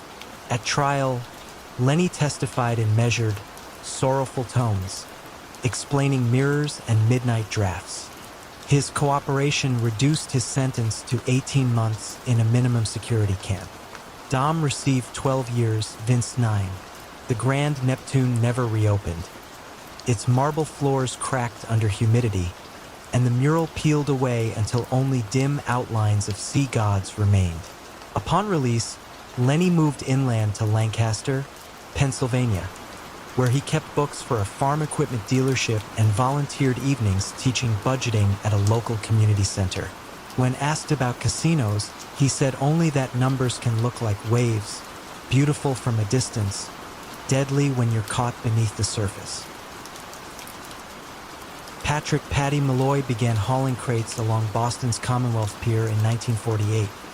A 19-year-old with shoulders broad enough to hoist 2 barrels at once and a habit of counting every step between the cargo hold and the gangplank. Older dock hands teased him for tallying pallets under his breath, but the habit drew other eyes. Within 6 months, George Reardon, an amiable union steward known for settling disputes with envelopes rather than fists, asked Paddy to keep a second set of figures, ones that never reached the shipping office. The task was deceptively small. Each week, Paddy noted how many cartons of Canadian whiskey truly left the pier and how many appeared on the manifest. The gap, traced through a modest notebook, funded nightclubs from Southie to the North End. Paddy's pay rose. His mother's rent disappeared. Nobody missed the extra crates because Reardon greased the customs clerks with cigars and season tickets to Fenway. In 1953, the arrangement matured. Reardon, freshly promoted to treasurer of Local 612, discovered that Paddy's knack for numbers matched his steady hands with a ledger. He invited him to a smoke-hazed back office above Kelly's bar. There, Reardon spread insurance forms, pension vouchers, and a thin envelope of dues marked discretionary. He explained that union coffers could grow faster if temporary loans flowed to a silent partner, Graham "Grim" Donnelly, a bookmaker who bankrolled waterfront taverns. Paddy would convert 10% of every dues batch into cashier's checks, purchasing non-existent safety equipment for ships already decommissioned. The checks landed in Donnelly's betting parlors, washed among legitimate bar receipts, then re-emerged as interest paid back to Local 612. Everyone, Reardon assured him, won. Paddy agreed on one condition: no strong-arm tactics on the pier. He believed that a clean routine, cranes lifting at dawn, ledgers balanced by dusk, kept suspicion low. Reardon laughed softly, toasted the principal with a glass of rye, and handed Paddy a brass key to the office safe. Through the late 50s, Boston's harbor thrummed with cranes, and Paddy's scheme slipped among them like tidewater. Dockworkers received regular raises. Widows collected pensions on time. Reardon built a lakeside cottage while Donnelly sponsored boxing matches that drew crowds too busy cheering to question financing. Even the Coast Guard captain who shared rounds at Kelly's praised the union's orderly records. Trouble drifted in on a foggy November morning in 1961, when containerization reached the Atlantic coast. Metal boxes replaced burlap sacks, computer punch cards replaced handwritten manifests, and the gap between real cargo and paperwork narrowed. Donnelly pushed Paddy to accelerate laundering before machines made skimming obsolete. Paddy resisted, arguing that sudden surges in equipment invoices would shout louder than a tugboat horn. Reardon sided with Donnelly, assuring Paddy that auditors still trusted ink more than magnetic tape. While the men debated, a quiet observer studied them. Special Agent Nora Whitlock of the Treasury Department's newly formed strike investigative unit. Whitlock had grown up in Charlestown, daughter of a dockworker who died from an unfiled injury claim. She specialized in following money through labor funds, tracing pension checks that seemed heavier than actuarial tables predicted. A whistleblower, a junior clerk denied a promised promotion, handed her photocopies of Local 612 invoices for lifeboat upgrades billed to phantom vessels. Whitlock mapped donor addresses, discovering they matched Donnelly's betting shops. She began visiting the pier under the guise of researching workplace safety. Paddy noticed the young woman in a camel hair coat asking longshoremen about new life vests no one had seen. He felt For the first time in years, a stitch of unease in the harbor air. Reardon shrugged off Paddy's worry. Auditors loved paperwork. Local 612 had mountains of it. Yet Paddy knew that numbers, like ropes, fray if pulled too taut.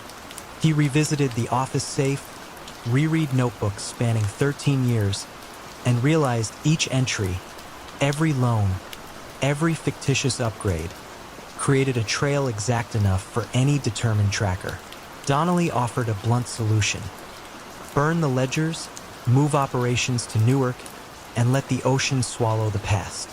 Reardon hesitated. Fires attract fire marshals, and Newark docks carried their own predators. Paddy proposed another path. Pause the laundering, await the shift to full container operations, then restart under new software too technical for Whitlock's unit. Donnelly dismissed the idea with a grin that showed gold molars. Days later, Paddy entered the office to find the safe open, ledgers gone, and a faint smell of cigar smoke. Panic tightened his chest. Either Donnelly had taken the books to bury him, or Whitlock now possessed a confession in neat columns. That night, as freezing rain needled the pier, Paddy skipped Kelly's and walked the seawall alone, weighing loyalty against survival. The choice was made for him. At dawn, federal agents, state troopers, and Whitlock herself stepped onto Commonwealth Pier with sealed warrants. They seized punch cards, pension files, and 2 crates of whiskey mislabeled gospel tracts. Reardon was escorted from Kelly's, coat half-buttoned, muttering that auditors had misunderstood patriotic donations. Donnelly was arrested in a Beacon Hill townhouse, still wearing his boxing sponsor jacket. Paddy did not resist. He unlocked the office drawer containing his final notebook, this one honest, and handed it to Whitlock. His cooperation trimmed his sentence to 4 years in a low-security prison near Springfield. Reardon received 8, Donnelly 10. Local 612 was placed under federal oversight. Pension checks kept flowing, though now every cent was audited twice. On release in 1967, Paddy returned to the harbor, but container cranes had replaced the old latticework, and no foreman needed a ledgerman with a history. He moved inland to Worcester, took night classes, and became a mathematics teacher at a vocational high school. Sometimes he lectured about balance, describing how a pier withstands weight only when every load is counted honestly. His students assumed he spoke purely of engineering. Only Paddy and the harbor waves, audible in memory, understood the deeper calculation. Victor Vic Mancini first appeared on the ledgers of Manhattan in 1958 as nothing more than a junior bookkeeper at a modest import firm on Mulberry Street. His desk, always tidy, sat beneath a faulty fluorescent bulb that hummed like a distant wasp. While other clerks cracked jokes over coffee, Victor mastered columns, percentages, and loopholes, discovering how numbers, shuffled quietly, could erase burdens or conjure wealth from thin air. In those silent discoveries, a seed of power took root. By 1963, the import firm was a facade for the Lombardi outfit, a mid-sized crime family fighting for space against larger syndicates. Salvatore Lombardi, its cigar-voiced patriarch, disliked courtroom drama and bloody headlines. He wanted revenue that stayed invisible. Word traveled about the young accountant who could balance anything. One late November night, Lombardi invited Victor to a private supper above a shuttered cafe in Little Italy.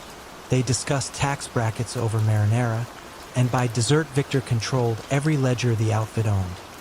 Taverns, vending routes, coin laundries, even a trucking cooperative out in Jersey.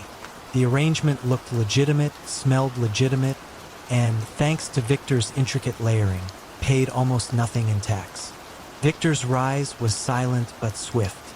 He never fired a gun, never raised his voice, rarely left a paper trail in his own name.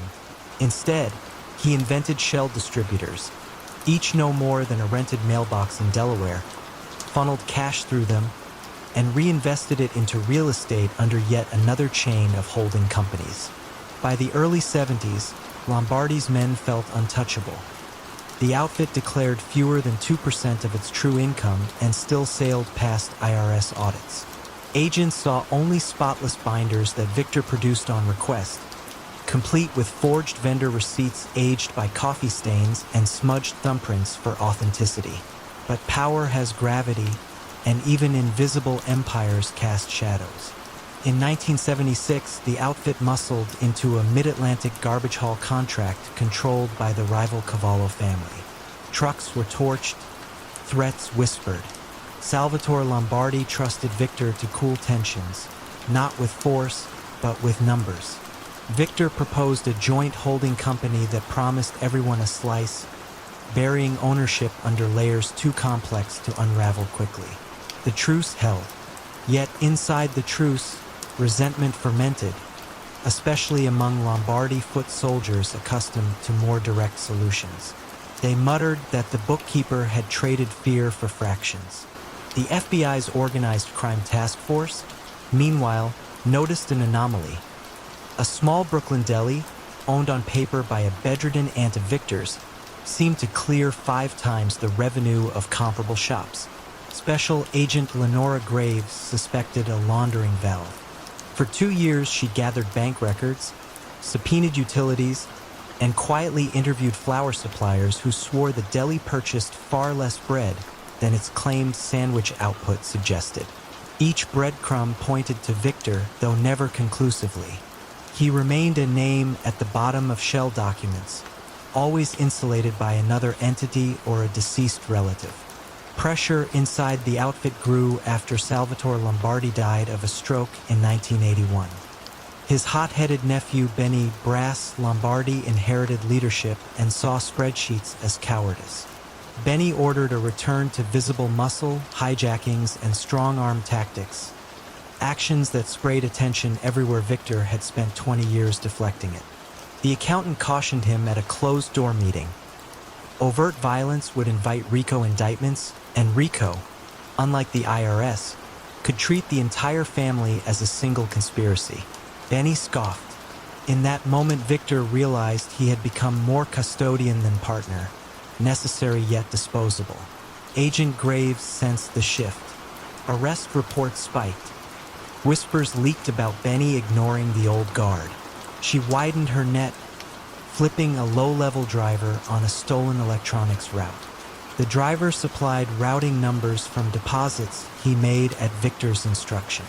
Suddenly, Graves possessed a map that linked shell companies to actual cash pickups. She convened a grand jury in early 1984, aiming not for Benny or the crew but for Victor himself, the quiet spine of the organization. Victor learned of sealed subpoenas through a clerk he had once tutored in bookkeeping. Realizing the danger, he drafted a contingency file, detailed ledgers documenting every illicit dollar since 1963, stored on microfilm inside a safety deposit box in Zurich. His plan was classic insurance, evidence to bargain for leniency if cornered. Yet obtaining that microfilm required travel, and his passport application triggered a routine check that flagged him to Graves' task force. At dawn on April 18th, agents intercepted Victor at JFK, arresting him on charges of mail fraud and tax evasion. Small hooks meant to keep him in custody long enough to unravel bigger charges. Inside federal detention, Victor confronted an irony he had long foreseen. The only path to survival lay through betrayal. Over quiet interviews spread across 4 months, he reconstructed the outfit's financial skeleton for Graves, naming shell after shell, owner after fictitious owner. Benny Lombardi, blindsided, found his assets frozen and his lieutenants indicted on racketeering, extortion, and conspiracy. Court transcripts later revealed that Victor's testimony added a precision prosecutors rarely enjoyed: dates, account numbers, coded annotations explained in calm, almost professorial tones that jurors found hypnotic. Sentencing arrived on a gray afternoon in December 1985. Benny received 32 years. Victor, having pleaded guilty and cooperated, drew 5. At the hearing's close, he adjusted his cuffs, thanked the judge for fairness, and allowed marshals to guide him away. No family members attended. Outside, reporters asked Agent Graves whether the infamous accountant might rebuild in secret after release. She offered a faint smile and said some men never seek the spotlight. They just like balance sheets to add up. In 1990, Victor walked free into a witness protection suburb, a new name waiting on fresh stationery. Neighbors thought him a retired actuary who enjoyed quiet evening walks. He never spoke of Mulberry Street, nor of the empire once laundered clean under flickering fluorescent light, but when he balanced his personal checkbook each month, he still paused to admire how neat numbers, properly arranged, could hold or topple entire kingdoms. Louis Lou Martel arrived in London in the winter of 1972 with a single suitcase and a letter of introduction to a modest tailoring shop on Caledonian Road. To most passers-by, Martel looked like another French artisan chasing Seville Row dreams, pinning chalk lines across worsted wool and murmuring polite sailez-vous plates. Yet in the back room, beneath a ceiling stained by decades of steam, lay the reason he had crossed the channel. A small ledger inscribed with coded initials, delivery dates, and quietly astronomical sums. The owner, Conrad Doyle, had spent years stitching bespoke suits for judges, cabinet aides, and lesser royals, all while nursing a ruinous gambling habit. When Doyle's debts reached the sort of men who collect with whispers instead of writs, Martel's name surfaced, not as a fixer with fists, but as a strategist who could convert debt into opportunity. Martel proposed a partnership: keep the shop afloat, expand fittings to late-night hours, and add an exclusive service for clients who required privacy. Doyle, cornered, agreed. Within 6 months, Martel held a controlling share and Doyle found himself a silent partner in his own storefront. Martel's genius was subtlety. The clientele never saw loans or threats. They saw polished wooden wardrobes, discreet side entrances, and a tailor who listened. While measuring inseams, Martel collected confessions. A banker mentioning unreported Swiss assets, a junior minister hinting at a weekend cottage paid for in cash, an embassy attaché whose afternoon rendezvous required unmarked cars. Martel cataloged each indiscretion in neat, slanted script. The ledger grew. His pages were insurance, leverage, currency all at once. To launder the payments funneled through this new concierge service, Martel purchased an aging dry cleaning plant in Enfield. Invoices listed improbable orders, hundreds of ceremonial uniforms for overseas pageants that no inspector bothered to trace. Profits flowed back through the tailoring shop as alterations revenue, taxed, modest, respectable. By 1978, Martel owned 2 adjacent buildings and dined at Claridge's with men who preferred to enter through the kitchen. He never raised his voice, never carried a weapon. His power resided in silence and perfectly pressed lapels. Trouble arrived wrapped in loyalty. Doyle, finally free of debt, began drinking at the Duke of Clarence, boasting after hours that his continental partner could make any stain disappear, figuratively or otherwise. One of Doyle's listeners was Detective Sergeant Hester Quinn of the Metropolitan Police's newly formed fraud squad. Quinn, sharp-eyed and patient, started dropping by the shop under the pretense of ordering a waistcoat. She noted odd details: cash-only receipts, late collections by unregistered chauffeurs, and Martel's habit of locking a slim ledger in an antique safe each night. She could prove nothing, but suspicion, like moths in cloth, began its quiet work. Martel sensed the air had shifted when an old associate from Marseille, Jean-Paul Gib Gibault, arrived unannounced. Gib demanded a share of London revenue in return for keeping Martel's French past buried. Rumors of a protection racket near the old port, a stabbing that never reached the dockets. Martel, usually serene, felt the stitch slip. Paying Gibb meant inviting further claims. Refusing meant exposure. He chose a middle scene. A single payout, wired through a Liechtenstein account, coupled with a polite warning that future demands would end relations.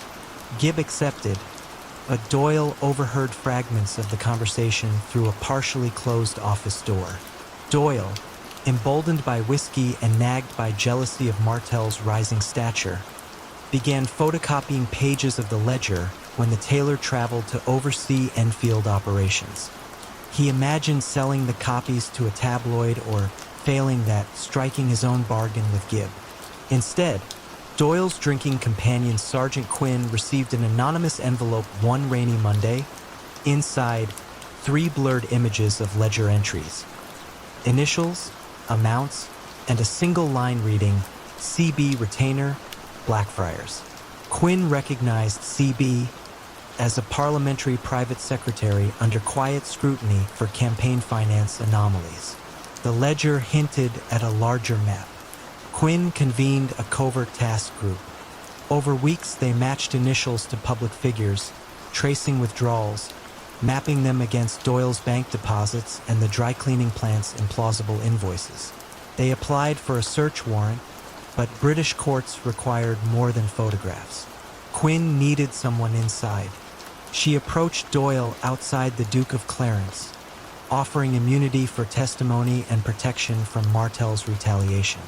Doyle, after one sleepless night, agreed. On March 14, 1980, plainclothes officers staged a routine fire safety inspection at the tailoring shop. While Martel calmly demonstrated extinguisher locations, Quinn located the antique safe, still warm from use.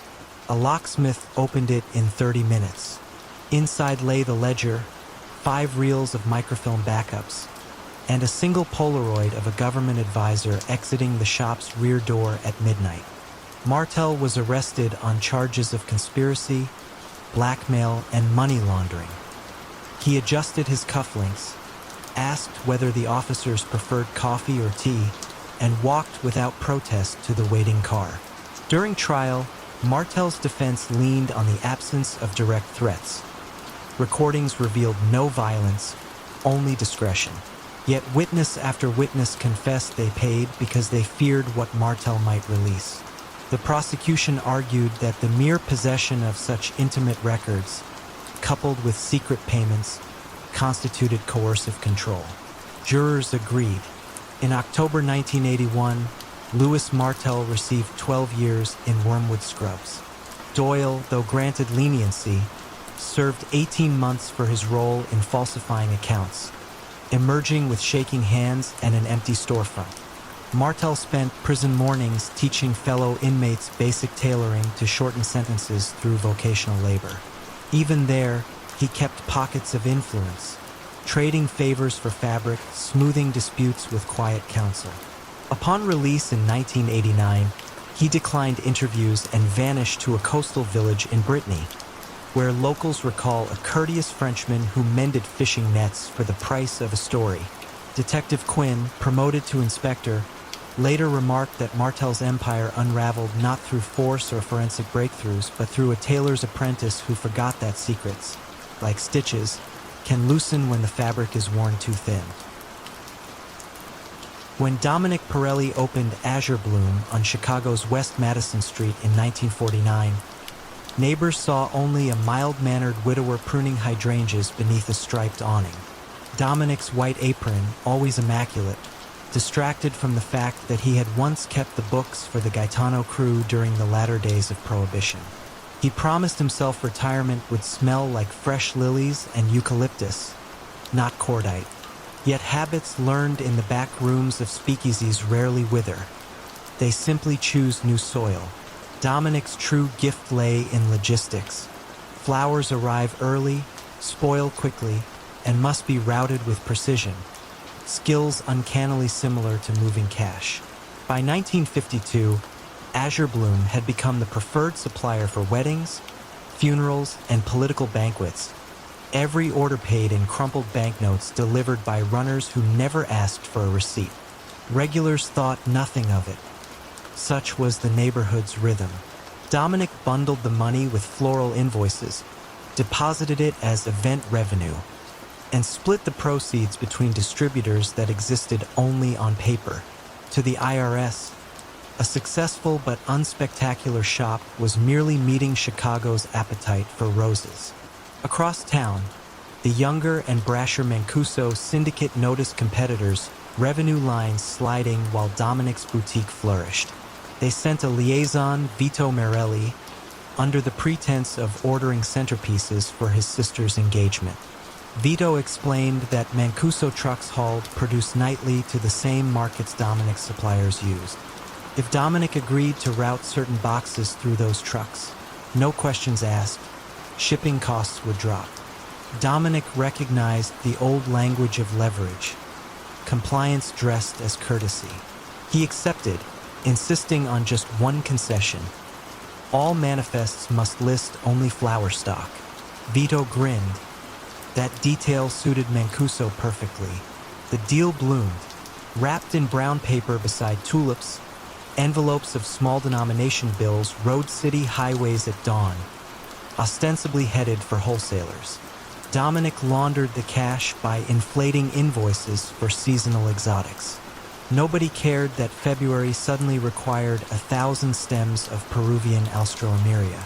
In a ledger coded with botanical shorthand, Alstroemeria meant gambling revenue, anemones meant kickbacks, and calla lilies marked political payoffs. Dominic alone could read the garden. His apprentice, Elena Rossi, a sharp-eyed war widow learning the trade to support 2 children, gradually sensed deeper currents. She saw invoices dated Sundays when markets were closed, and once, a manifest stamped tarragon in a column reserved for carnations. Elena said nothing. Dominic had hired her despite her inexperience. Loyalty seemed a small price. By 1957, the Mancuso syndicate faced a new threat: federal agents wielding freshly minted RICO statutes. They needed an additional buffer and asked Dominic to reroute funds through out-of-state branches. The florist cautioned that wider routes draw harsher weather, but Vito pressed, hinting that refusal might invite unpleasant pruning. Dominic, feeling the old vice of obligation, complied. The expanded network required numbered accounts in Des Moines and St. Louis, each registered to shell importers of horticultural tools. Dominic traveled under the guise of attending floral conventions, returning with hotel stationery scribbled into his ledger. The system functioned flawlessly until a bank clerk in Iowa noticed that the supposed importer's phone number rang to a payphone 3 blocks from Azure Bloom. She filed a suspicious activity report that landed on the desk of Treasury investigator Charles Larkin. Larkin, a quiet man who favored puzzles over politics, found the florist connection intriguing. He visited Azure Bloom pretending to purchase a wreath for his aunt. While Dominic assembled peonies, Larkin observed Elena at the register, her eyes darting every time the cash drawer opened. On his way out, Larkin commented idly that Iowa winters must be hard on flowers. Dominic missed the cue. Elena did not. That evening, she followed her employer to the basement where ledgers were kept beneath burlap. She confronted him gently, asking whether the shop was in danger. Dominic, tired of half-truths, revealed the garden of codes, explaining that he had shielded her from liability by excluding her signature from every transfer. Elena listened, then asked the question that mattered. "What if I'm named anyway?" Dominic promised protection, though he had none to offer beyond words. Weeks later, federal agents served a warrant. They searched shelving labeled dried lavender and discovered a suitcase of stamped remittance slips. Dominic was arrested for money laundering and wire fraud, charges he understood better than any prosecutor. Mancuso lawyers offered to post bond, but at a jailhouse meeting Vito demanded Dominic destroy the coded ledgers before trial. Dominic refused. The ledgers were his only bargaining chip. Elena, subpoenaed, faced a choice: shield the man who gave her a livelihood or protect her children from legal peril. On the stand, she testified that she recognized Dominic's handwriting but never handled the books herself. That statement, though technically true, severed Mancuso's hope of pinning operations on a disposable apprentice. Prosecutors turned to Dominic, offering a deal: decode the garden, dismantle Mancuso's financial branch, and serve 5 years instead of 20. In the fluorescent hush of the courthouse holding cell, Dominic calculated risk. Betrayal, once committed, blossoms quickly. Silence, once broken, grows louder in echo. He signed. Testimony unfolded in meticulous petals. Account numbers, drop addresses, cash weights disguised as stem counts. Vito Morelli and 3 Mancuso capos were indicted. Dominic received 6 years at Leavenworth, reduced for cooperation. Azure Bloom shut its doors. Elena used savings to open a modest kiosk at Union Station, selling genuine roses to commuters who never knew their scent masked an empire's decay. Dominic emerged from prison in 1965 to a city transformed. He settled into a small flat overlooking Grant Park and cultivated orchids on the windowsill. Flowers that demand patience, thrive on quiet, and bloom far from prying hands. In them, he found a lesson he had ignored too long.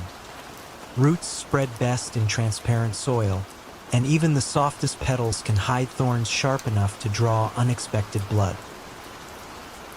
Ernest Ernie Valenti arrived in Atlantic City in 1979, 6 months after the first legal casino opened on the boardwalk. He carried no suitcase, just a slim manila folder of employment references written by people who no longer existed, and wore a dark suit that blended perfectly with the carnival glare. To casino executives desperate for seasoned staff, Ernie looked like salvation. A veteran pit boss who could read dice without bending, track 20 hands of blackjack at once, and calm gamblers with the measured authority of a maitre d'. Ernie's gift, however, was not hospitality. It was structure. Years earlier, in Detroit's underground card rooms, he had learned that the house edge was nothing compared to the profit in skimming. Tiny, regular siphons that vanished before regulators could tally gross receipts. In Atlantic City, he found a landscape ripe for disciplined theft. New casinos racing to outshine Las Vegas, auditors still experimenting with checklists, and a river of tourists dazzled by novelty. The Sand Dune Hotel and Casino hired him to supervise 3 blackjack pits. Within weeks, he controlled 4, citing operational efficiency. His method unfolded quietly. Each night, as dealers clocked out, Ernie verified the drop boxes. If totals ran heavy, he left them untouched. When a box ran light, he inserted a marker code, 2 dots on the side of the tally sheet, signaling a trusted cashier to adjust the count upward during reconciliation. The phantom chips reappeared as unclaimed jackpots, then exited through a maintenance vendor Ernie had planted months earlier. Seacoast Fixtures, a shell corporation billing the casino for replacement felt and wool bearings that never arrived. The scheme skimmed no more than 2% of table revenue, small enough to pass quarterly audits. Yet in a city where tables ran day and night, 2% was a silent fortune. Ernie answered to no official partner, but the Esposito crew across the river in South Philadelphia fronted the seed money for Seacoast Fixtures and expected a modest dividend. Their enforcer, Frankie Frogs Lamont, drove down once a month to collect envelopes at a seafood diner on Pacific Avenue. Frogs loved Ernie's caution. He said it guaranteed longevity, and soon the envelopes grew thicker, edged with the metallic smell of new bills. The crew, pleased, kept its distance. Across New Jersey, Governor Burns' Special Task Force on Casino Integrity began sampling nightly drop totals, comparing them against slot and table traffic ratios. Numbers at the sand dunes seemed consistent, but one analyst, Teresa Lynn, noticed an odd oscillation. Blackjack revenue dipped the same weeks that maintenance invoices spiked, as if the felt itself absorbed losses. Curious, She scheduled an unannounced inspection for early March 1983, while tourist traffic was low and surveillance rooms less crowded. Ernie learned of the impending audit from a sympathetic floor manager. He instructed dealers to over-report chip fills for 2 nights, just enough to inflate legal income and mask skimmed margins. The rapid correction, he hoped, would satisfy auditors and send them on their way. Yet a variable he didn't oversee intervened. A young dealer named Marco Ortiz, eager to impress, wrote the true fill amounts on his own notepad for tips calculation. When Teresa Lynn compared dealer notes against cashier logs, Marco's numbers, small, handwritten, and free of Ernie's marker codes, exposed a discrepancy of $11,340. Teresa ordered surveillance footage. In grainy monochrome, Ernie appeared benign, clipboard in hand, yet she observed that he always angled his body between the camera and the drop box whenever inserting tally sheets. It was ritual, almost choreographed. She requested tapes from previous weeks. The pattern repeated. A subtle pivot, papers exchanged, shoulders blocking the lens. Enough, she believed, to argue probable cause. Within the casino, whispers grew. Security Chief Hal Brenner, once loyal to Ernie's smooth operations, sensed outsiders closing in and confronted the pit boss in a deserted counting room. Ernie answered calmly, reminding Brenner that both their bonuses hinged on table performance figures. Brenner, sweating under fluorescent lights, backed down but filed a memo recommending enhanced procedural oversight. The memo reached the sand dunes owners, who, fearing scandal, notified their attorneys to prepare cooperation should regulators press. Frogs arrived that weekend expecting his normal envelope. Ernie produced a thinner stack and explained the upcoming audit. Frog's smile tightened. The crew, he said, disliked irregularities. He advised Ernie to erase whatever needs erasing before outsiders did. Ernie spent that night burning duplicate tally sheets in a maintenance boiler, the ash drifting like soot across the boardwalk's neon glow.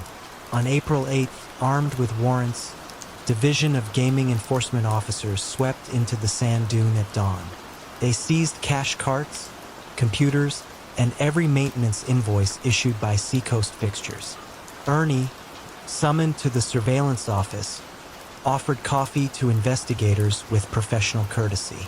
But when Teresa Lynn produced Marco Ortiz's notes, still smudged with blue ink, Ernie folded his arms, the first visible sign of tension. Officers escorted him to a holding room, where he declined counsel until he heard the words, State RICO provisions. Only then did he request a lawyer. The Sand Dunes executives, hoping to save their license, surrendered financial files and confirmed that Seacoast Fixtures had no physical warehouse. Facing dual pressure from the state and from the Esposito crew, Ernie calculated swiftly. The state offered 5 years for full disclosure. The crew offered no timeline, only consequences.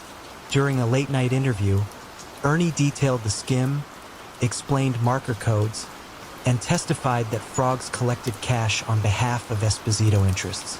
He spoke without embellishment, as though reciting a pit manual. In exchange, prosecutors recommended a reduced sentence and witness protection upon release. News of Ernie's cooperation reached Philadelphia within hours. Frogs vanished. 2 mid-level Esposito associates were indicted for conspiracy to defraud a gaming institution, while the Sand Dune paid a record fine and rebranded under new ownership. Atlantic City tourists barely noticed. The lights still blazed, dice still tumbled, but regulators now installed triple-angle cameras, and every maintenance invoice crossed 3 desks before payment. Ernie served 31 months in a low-security facility, tutoring inmates in probability theory and basic accounting. Upon release, he accepted relocation to a mountain town in Colorado, where the only casino was a converted saloon with 8 tables. Locals knew him as Mr. Vance, a quiet man who never placed a bet, simply nursed coffee at a corner stool, watching the shuffle with cool, distant eyes.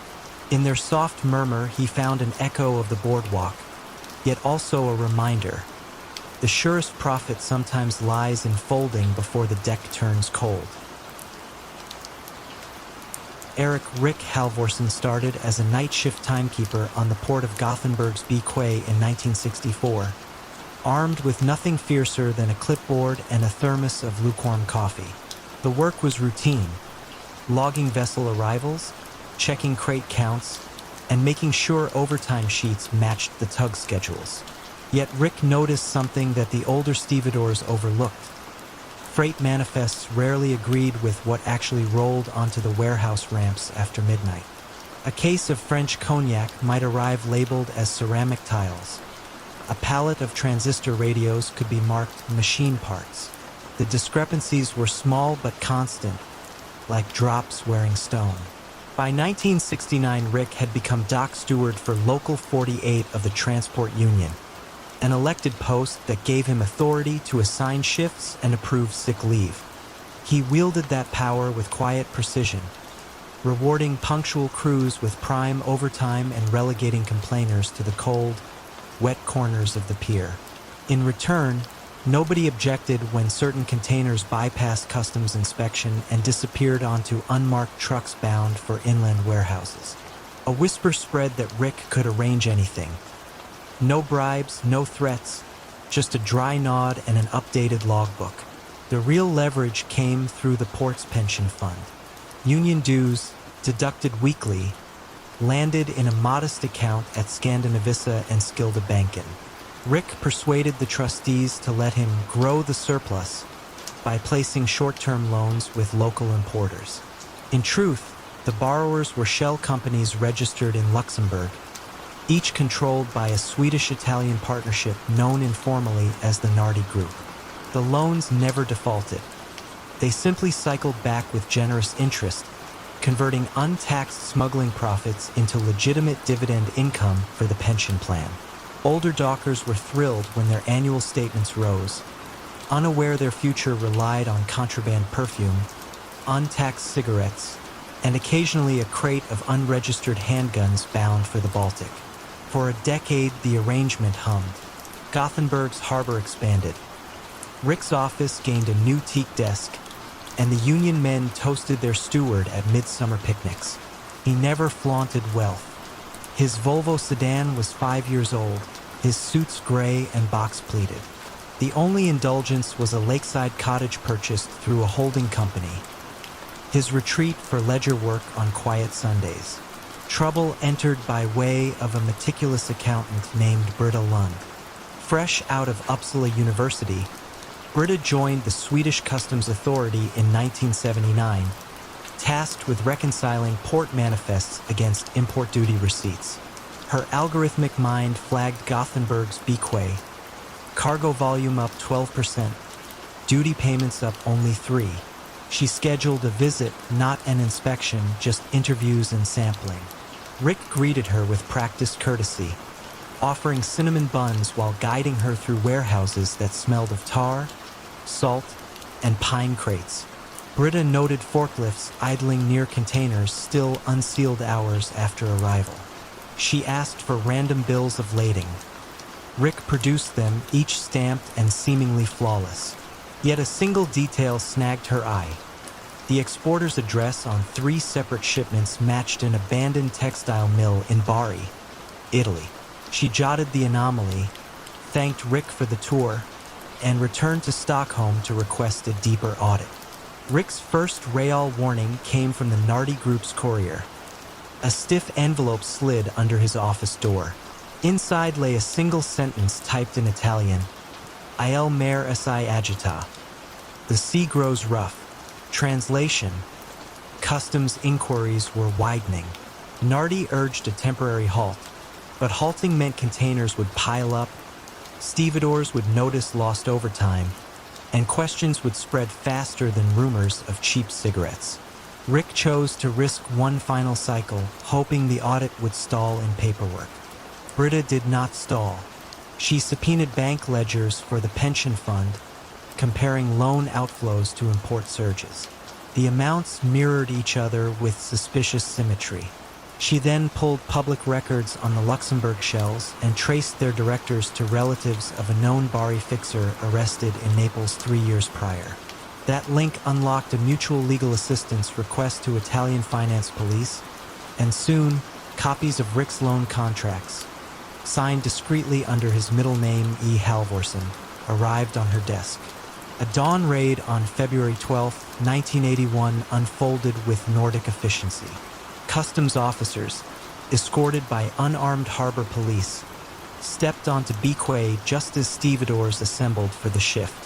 They presented warrants for Rick's office, the Union safe, and 3 warehouses identified by GPS coordinates Britta had compiled. Rick remained calm, even helpful, until they opened the safe and extracted 2 leather-bound ledgers titled simply Quay Adjustments. Every container flagged for priority release was listed there, cross-referenced to pension fund loans and repayment schedules. The handwriting was unmistakably his. He was charged with aggravated smuggling, racketeering, and breach of fiduciary duty. In custody, Rick realized that his years of subtlety offered leverage only if he surrendered others. Prosecutors wanted the Nardi principles. Rick alone could translate the coded initials in the ledgers. After 3 silent nights in a remand cell smelling of disinfectant and old coffee, he agreed to a limited proffer: testify on financing flows in exchange for reduced time and preservation of dockers' pensions. The Union Executive Board, shocked but pragmatic, supported the deal. Better a wounded fund than a frozen one. Court proceedings stretched through autumn. Rick, dressed in the same gray suit, spoke softly about loan instruments, shipping routes, and how a missing crate here or there balanced the books. He never claimed altruism, yet emphasized the dockers' improved retirements. Judges acknowledged the nuance but imposed 5 years at Osteracre prison, citing the scale of deception. The Nardi Group's Nordic arm collapsed. Its Italian partners disappeared into Adriatic shadows. Upon release in 1986, Rick found the docks modernized, his old office now a computer room. He took a clerical post at a maritime insurance firm, a quiet life spent verifying cargo manifests for clerical errors he once exploited. At evenings, he walked the waterfront, inhaling the tar and salt he could never quite leave behind. Sometimes a younger steward would nod respectfully, aware that the man adjusting his scarf in the Baltic wind once ruled the pier without raising a fist. Only a pen, a smile, and the promise of a pension that, for better or worse, still paid on time. Raquel "Rack" Delgado began her career in Miami's Freight District in 1988, riding a weather-stained bicycle between customs offices, airline cargo bays, and the neon-lit towers of Brickell. Couriers were invisible then, paid in cash, signed no contracts, left no fingerprints beyond smudged clipboard ink. Rack, fluent in English, Spanish, and bureaucratic patience, soon knew every gate guard by nickname and every warehouse foreman's preferred brand of coffee. Through these small loyalties, she found herself favored for rush assignments. Sealed envelopes exchanged at odd hours, sometimes on the tarmac beside humming jets headed for Madrid or Sao Paulo. The jobs came from Ignacio Calderon, proprietor of Coral Air Express, a freight forwarding firm wedged between forklift depots. Ignacio had a gentle handshake and a priest's smile, but everyone in the district understood his lineage. The Calderon family once bankrolled rum-running boats during Prohibition, then graduated to more discreet ventures. Ignacio's genius was modernizing the old pipeline. He discovered that Miami's skyrocketing art market, auction houses, pop-up galleries, Latin American fairs, was the perfect stage for laundering currency. Paintings traveled freely, prices were subjective, and a dry shipping label could hide millions in rolled bills tucked behind canvas. Rack did not handle art herself. She ferried paperwork. Export certificates, provenance statements, insurance riders, all legal, all aromatic with fresh toner. In 1991, Ignacio invited her into a windowless office at midnight. Columns of numbers glowed on a screen. He explained that reliable couriers were rare and offered her a monthly retainer to manage sensitive logistics. The raise tripled her rent money. She accepted, asking only that the work remain nonviolent. Ignacio promised, "We move signatures, not guns." Her first test was the Murano job. 2 crates labeled mid-century glass sculptures left the port of Miami for Genoa. Rack delivered bonded papers to customs, watched inspectors slap green clearance stickers, then biked home under salt-heavy moonlight. Inside the sculpture's foam cavities rested shrink-wrapped bundles of undeclared dollars, profits from a Colombian gambling syndicate seeking transformation into euros. The crates reached Italy intact, and Ignacio rewarded Rack with a used Honda Civic, metallic teal, and nearly silent. She traded pedals for horsepower, doubling her daily radius. The network expanded. Caracas, Antwerp, Zurich.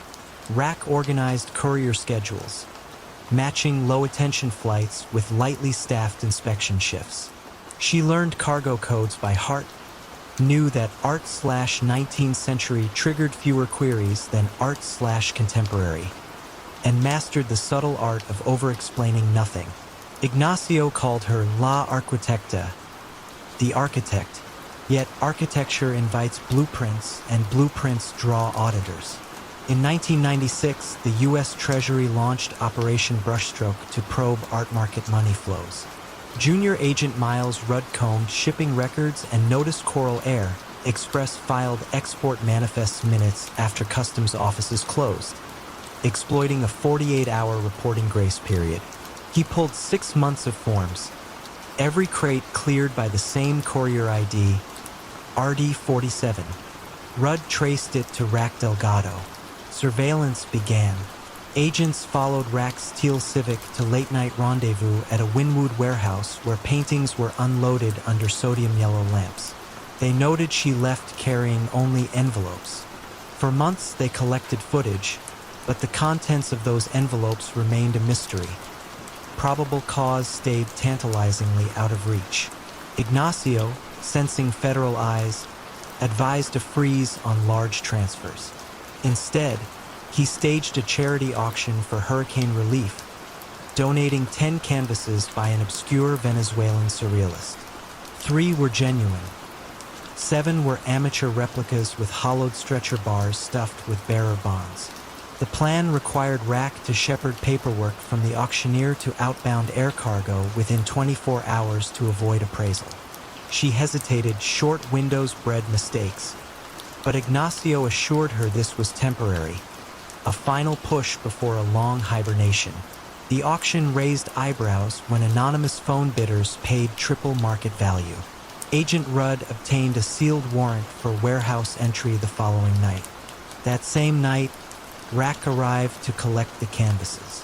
While loaders slid crates onto a pallet jack, her phone buzzed. An unsaved number, 1 ring, then silence. The network's code for abort. She froze, recalling Ignacio's promise of no violence, and told the loaders to stand down. Before she could exit, headlights flooded the bay. Agents stepped forward, badges raised, voices low but firm. In the interrogation room's hum of recycled air, Rack asked for coffee and time. Rudd presented export forms, photos of late-night meetings, and bank wires linked to Coral Air Express. He spoke evenly. Conspiracy, wire fraud, laundering, 20 years if the court were unkind. Then he offered a narrower path. Testify to the art laundering scheme, help decode provenance forgeries, and recommend safeguards. In return, reduce charges and witness relocation. Rack requested one condition: no forfeiture of the Union Health Fund Ignacio had quietly financed for district couriers. Rudd, surprised, conferred with prosecutors. They agreed. The fund was untouched money. 2 weeks later, Rack detailed the scheme before a grand jury. How canvas dimensions matched cash stacks, how courier IDs rotated, how undervalued export insurance masked overvalued sales abroad. Her calm narration dismantled a network that had migrated millions across continents without firing a shot. Ignacio Calderon was arrested at a Coral Gables cafe, reading shipping journals over espresso. He accepted custody without resistance, remarking only that art is interpretation. He received 12 years. Several gallery owners lost licenses. The Wynwood warehouse now houses a school for graphic design.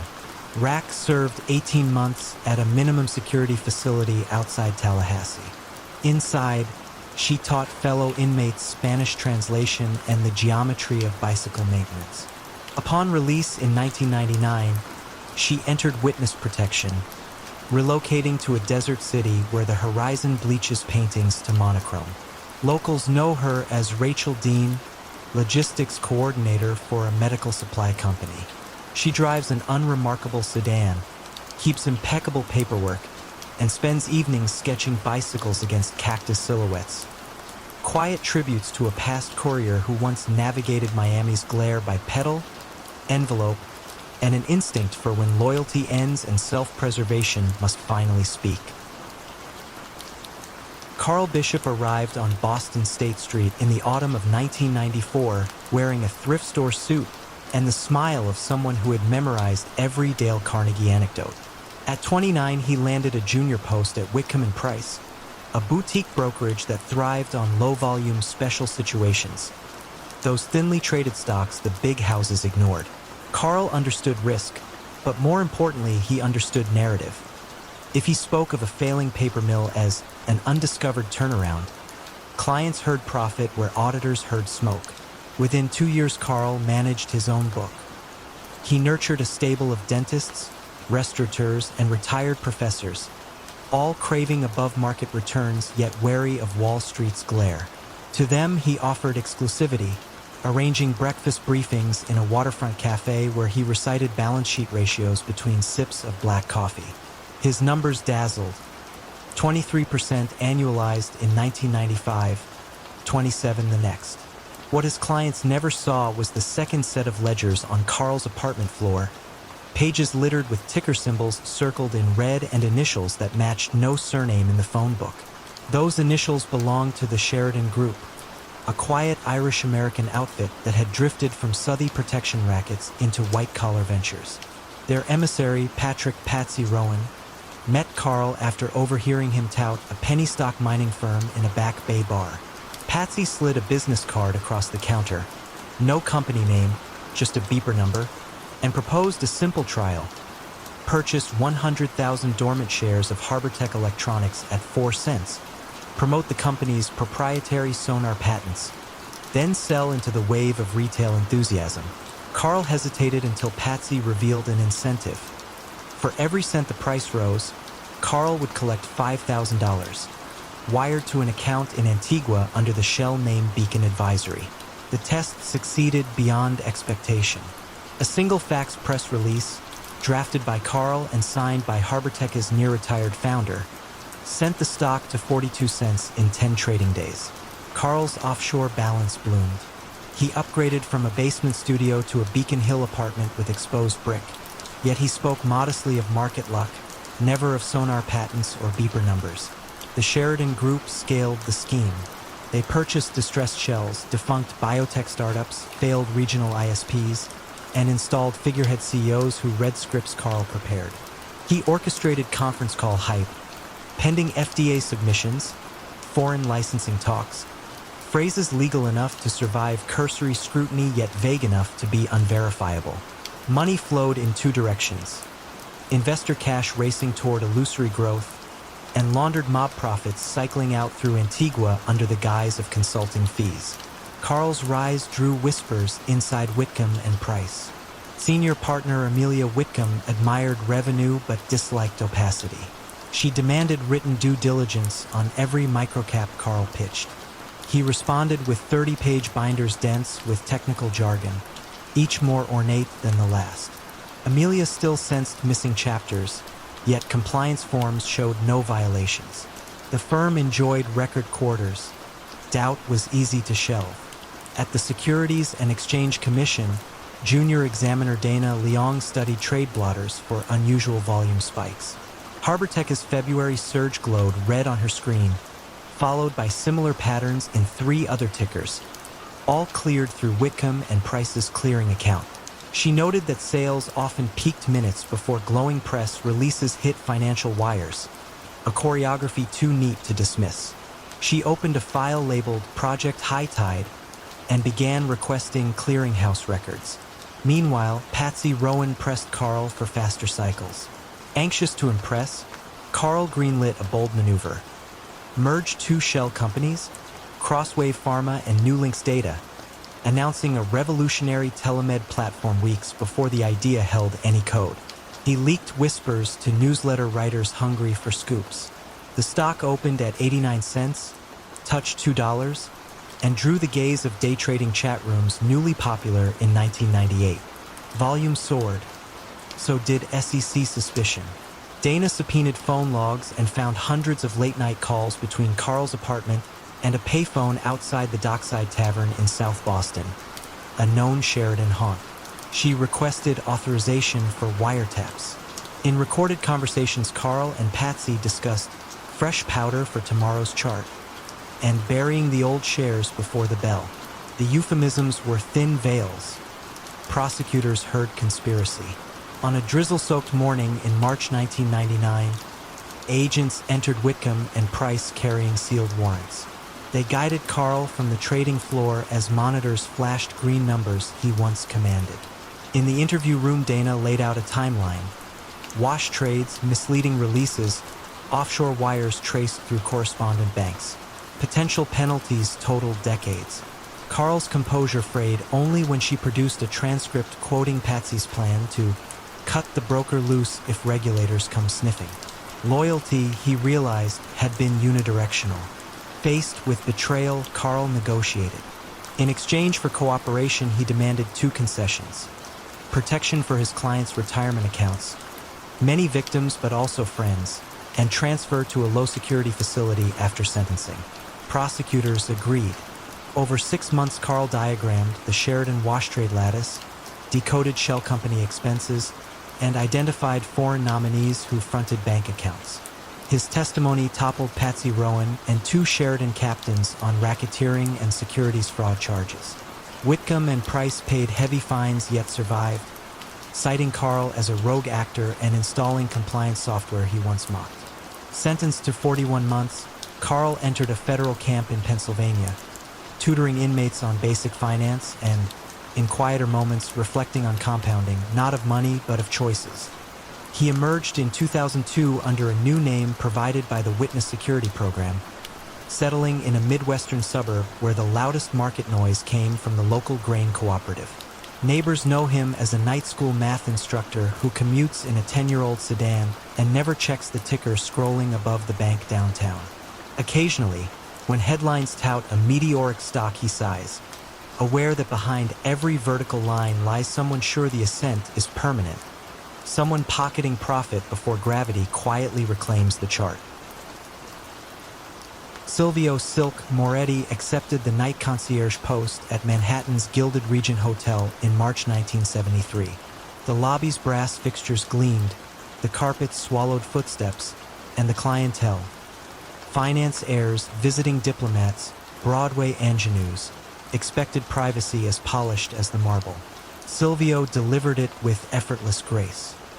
He could arrange theater tickets after curtain, procure vintage champagne at 3 a.m., and, if asked in lowered tones, find a discreet doctor who never invoiced. Tips multiplied, but what mattered more were the names attached to each folded bill.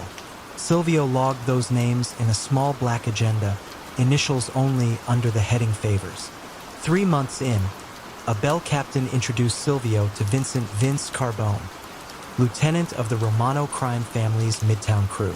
The Romanos controlled freight docks and bookmaking parlors, yet yearned for cleaner revenue.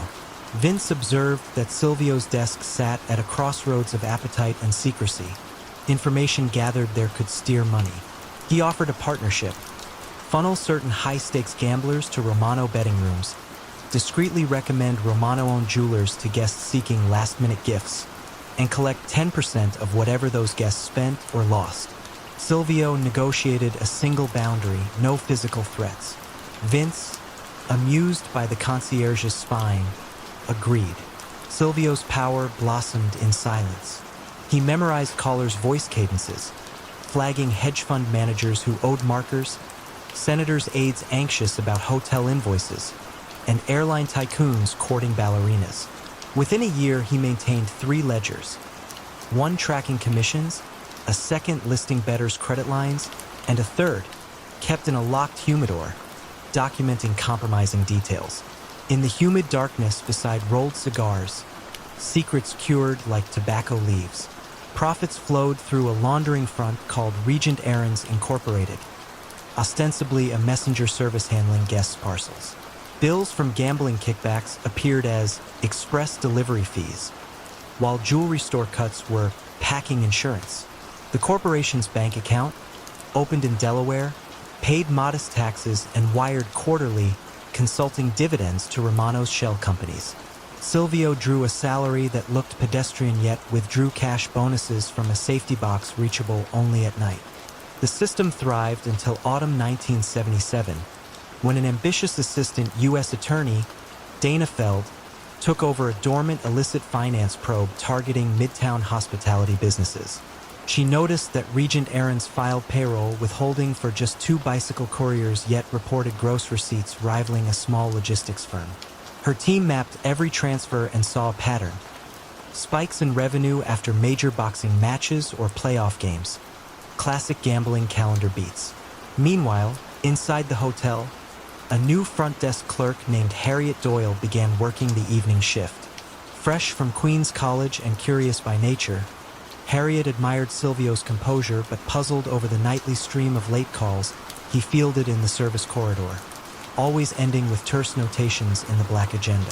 One stormy night, a frantic guest, an aerospace contractor, begged her for mislaid betting slips, claiming he'd wired $10,000 to Regent Errands on Silvio's direction. Harriet, alarmed, searched the reservation system but found no department by that name. She filed the conversation away as odd, yet unforgettable. Dana Feld subpoenaed the hotel's corporate filings. Regent Errands registered Agent Stonewall, buying time for Silvio to hear whispers of the probe through a Romano lawyer. Vince visited the concierge office after midnight, rain streaking his trench coat, and urged Silvio to destroy the humidor ledger. Silvio refused. The ledger, he said, was a parachute. Without it, he was expendable. Vince's eyes chilled, but he left, tapping the brass bell on Silvio's desk as a wordless warning. Pressure tightened. Harriet, still uneasy, discreetly copied a week of Silvio's phone logs when she closed out the switchboard, a task no one tracked after 2 a.m. The numbers led to backroom bookmakers and Romano-owned jewelers. Torn between loyalty and legality, she dialed the Justice Department tip line, identifying herself only as Lobby Nightingale. Dana Feld's office cross-checked the logs against subpoenaed wire transfers. The puzzle locked into place. At dawn on February 18, 1978, federal agents entered the Regent's staff entrance, their steps muffled by Persian runner Silvio once chose for their silence. They detained him at the concierge desk, where he was arranging orchids for the breakfast crowd. Harriet watched from behind a pillar, heart hammering. In a conference room upstairs, Dana Feld laid out evidence: shell invoices, phone logs, and an affidavit from a bettor who claimed ruin after Silvio steered him to Romano tables. Silvio asked for espresso, then countered with terms: full disclosure of Romano laundering routes, identification of bribed freight inspectors, and turnover of the humidor ledger, if prosecutors guaranteed witness security and allowed Regent Hotel's legitimate staff to keep their jobs. Dana consulted her team, aware that the ledger's leverage could unify cases against 4 separate Romano fronts. She accepted. Days later, FBI trucks seized crates of falsified invoices from a Romano warehouse in Hoboken, Vince Carbone was arrested leaving a dentist's office, bib still fastened. Indictments cited racketeering, money laundering, and interstate gambling. Silvio's meticulous ledger, each line of looping ink, formed the spine of the prosecution. In court, he testified softly, never vilifying, simply confirming transactions, dates, and whispered requests for discretion. Jurors listened as if to a bedtime story whose lullaby was inevitable downfall. Silvio received a 5-year sentence, halved for cooperation. The regent rehired Harriet as front office supervisor, praising her integrity under pressure. She replaced the brass bell with an electronic chime. Less romantic, harder to tap ominously. Upon parole in 1981, Silvio entered witness protection, adopting the name Sam Laurent and accepting a concierge role at a boutique hotel in Oregon's wine country. Guests there admire his uncanny talent for securing last-minute reservations and keeping confidences.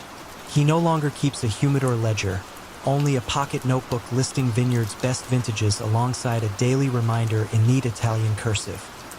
Privacy is service, but secrecy is debt, and every debt matures. Otto Neumann rented a narrow studio on Berlin's Kantstrasse in the autumn of 1968, advertising portrait sittings while you wait. His Leica clicked through baby photos and passport headshots for West German visa seekers. Yet Otto's true livelihood grew in the darkroom's red glow. There, among trays of fixer, he printed 2 sets of every roll. One for the client, another for a locked file box labeled numerically, never by name. The habit began innocently. Artists keep archives. But Otto soon realized the negatives revealed more than smiles. A junior minister entered with a French actress on his arm. A banker posed with stacks of unregistered bearer bonds. An East Berlin diplomat, traveling under cultural exchange papers, handed over vacation film showing restricted Soviet facilities. Each moment, frozen on cellulose, offered leverage.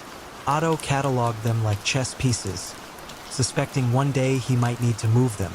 Opportunity arrived in 1972 when Dieter Deckelkraus, lieutenant for the Kreuzberg-based Hammerling Ring, brought a briefcase of undeclared cash for headshots intended for forged IDs. Otto obliged, ensuring Kraus saw the lens as an ally. After the sitting, he suggested a quieter banking method. Launder the money through limited edition photographic prints. Art, he explained, travels duty-free. Value is subjective. Buyers are discreet. Kraus listened, intrigued by the balance of culture and concealment. Otto produced a plan. He would stage monthly private salons, exhibiting large silver gelatin prints signed in looping script. Hammerling couriers would bid on the artwork, pay with cash, then resell overnight to shell collectors in Zurich, recording a tidy, legal profit. Otto retained a commission, Kraus laundered thousands, and guests enjoyed canapés beneath Moody Street scenes shot on Tri-X. By 1974, the salons had migrated to Hamburg and Munich. Each framed print represented 30 to 50,000 marks in scrubbed capital. Success bred ambition. Kraus pushed for heavier throughput, multiple editions, international fairs. Otto warned that scarcity was the shield. Overprint and customs agents notice. The lieutenant insisted. To meet quotas, Otto began minting fictional collectors who supposedly consigned works back to him at inflated estimates, an inward spiral of valuation. He forged provenance letters on Italian stationery he bought near the Vatican, aging the pages with cigarette smoke and tea stains. Enter Gertrude Vogel, a tax investigator with a side passion for photography. While attending a Hamburg fair in 1976, she noticed 3 unique Otto Neumann prints, identical negatives, different titles. Rarity, she knew, defined price. Duplicates smelled of fraud. Back in her office, she cross-checked sales certificates and found payments clustering around cash-heavy construction companies tied to Hammerling shell entities. Suspicion prompted a covert audit codenamed Blend, Aperture. Meanwhile, the Hammerling ring fractured over narcotics disputes. Krauss feared an internal coup and instructed Otto to transfer archives to a Frankfurt storage unit, insisting no duplicates exist. Otto, protective of his leverage, retained one key box, negative file number 47, containing every incriminating portrait since 1968. He hid it behind false drywall in the studio, convinced that information, not art, was his safety. Gertrude's team subpoenaed gallery ledgers, discovering that prints bounced between the same buyers and sellers, each time appreciating just enough to siphon laundering fees, but not enough to trigger cultural asset controls. She requested surveillance.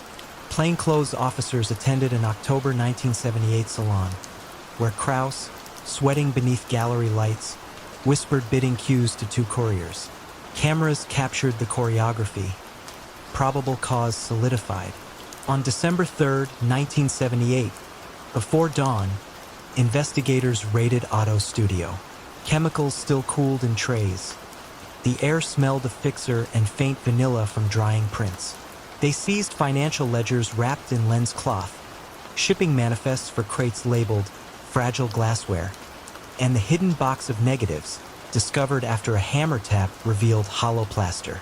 Otto, seated on a wooden stool, faced Gertrude across the light table. She slid a contact sheet forward. The junior minister with the actress, the banker with bonds, Krauss grinning over counterfeit passports. Quiet filled the room like unexposed film. Charges ranged from tax evasion to conspiracy and possession of blackmail materials. Otto weighed options. He could surrender Hammerling names, burying Krauss and earning leniency, or cling to silence and hope the ring's dwindling loyalty protected him. That night, news bulletins reported Krauss had died in an alleged nightclub accident. A fall down metal stairs no witnesses saw. Loyalty, Otto concluded, was already bankrupt. He negotiated. In exchange for decoding ledger aliases and authenticating negative timestamps, Otto insisted on two conditions: preservation of original prints in a national photography archive, and witness relocation under a new identity where he might still work with cameras. Gertrude, admiring his technical precision if not his ethics, acquiesced. Court testimony the following spring dismantled the Hammerling laundering branch. 8 shell directors faced prison, and art market regulations tightened to require export licenses for high-value prints. Otto was sentenced to 4 years, reduced to 28 months for cooperation. Behind prison walls, he ran the inmate ID photo booth, ensuring each shot met bureaucratic standards. Upon release in 1981, he resettled in a Danish seaside town as Erik Norling, photographing fishermen and gulls for local postcards, images as transparent as the salt air, carrying no secrets in their grains. Visitors sometimes remark on the clarity of his black and white horizons. He thanks them, never mentioning the studio on Kantstrasse or the box of negatives now sealed in a federal archive. Yet when twilight darkens his small darkroom, Erik still watches silver crystals bloom under red light and remembers that every image captures not only what stands before the lens, but also the unseen transactions hovering just beyond the frame. At first glance, Marion Marnie Ellsworth seemed unsuited to crime. In 1966, she was 32, wore horn-rimmed glasses, and managed the municipal archive in Cleveland's Beaux-Arts City Hall. Her days revolved around microfiche reels, brittle planning maps, and the hush of high ceilings. Yet what outsiders missed was the peculiar vantage the archive provided. Every zoning variance, land use appeal, and infrastructure bond passed through Marnie's stamping tray before it reached council chambers. She could trace a developer's ambition long before ground was broken or a headline appeared. That knowledge intrigued Arthur Kessler, a construction magnate whose crews poured half the city's post-war concrete. After a chance hallway encounter, Kessler invited Marnie to luncheon under the pretext of donating shelving to the archive. Between spoonfuls of clam chowder, he asked whether she ever noticed patterns in permit filings. Lots rezoned commercial a week before estates sold, or floodplain easements lifted overnight. Marnie admitted she had. Kessler proposed a partnership. She would quietly steer him toward parcels poised for profitable reclassification, and he, in return, would endow the archive's preservation fund. The offer appealed to both her civic pride and her dormant appetite for influence. She accepted, stipulating that no bribes be paid in her name. Kessler agreed. Information alone would tilt the board. The scheme matured with librarian precision. Marnie created a coded card catalog, blue tabs for impending highway spurs, green for public school expansions, red for industrial abatements. Each card listed parcel numbers and committee schedules, never owners. On Tuesday evenings, after the reading room closed, she photographed the week's new cards with a Rolleiflex, dropped the film into a manila envelope, and tucked it behind a false spine labeled Census, 1880. Kessler's courier collected the envelope every Thursday at dusk. Invoices for conservation flat file cabinets later reimbursed her with a quiet bonus. Within 3 years, Kessler's land bank doubled. He bought cheap row house blocks days before renewal grants, flipped corner lots slated for interstate ramps, and sold warehouse sites to a plastics firm lured by tax holidays. City Hall buzzed about his clairvoyance, yet audits found only luck and attentive attorneys. Meanwhile, Marnie's archive acquired new humidity controls and a state-of-the-art microfilm reader, accolades she accepted modestly. But precision breeds pattern, and pattern attracts scrutiny. In 1970, junior reporter Leo Park from the Cleveland Herald analyzed rezoning minutes for a series on urban displacement. He noticed Kessler's LLC surfaced, without fail, just ahead of council votes. Curious how anyone could predict such opaque agendas, he filed a public records request for original variance applications. The clerk routed him to the archive. Marnie greeted Leo with professional courtesy, pulling boxes onto oak tables. She felt composed until he asked to see earlier drafts of a freeway spur map that, by protocol, should have been shredded once superseded. Those drafts revealed the spur's path shifting east, onto land Kessler had bought. Marnie stalled, citing ongoing conservation cataloging, and promised to locate them later. Leo, sensing obstruction, jotted her name into his notebook. At Kessler's next pickup meeting, always staged in a dim record storage aisle, Marnie relayed the reporter's interest. Kessler dismissed it. Newspapers cycled fast. Yet tension crept into his handshake. He suggested pausing document exchanges.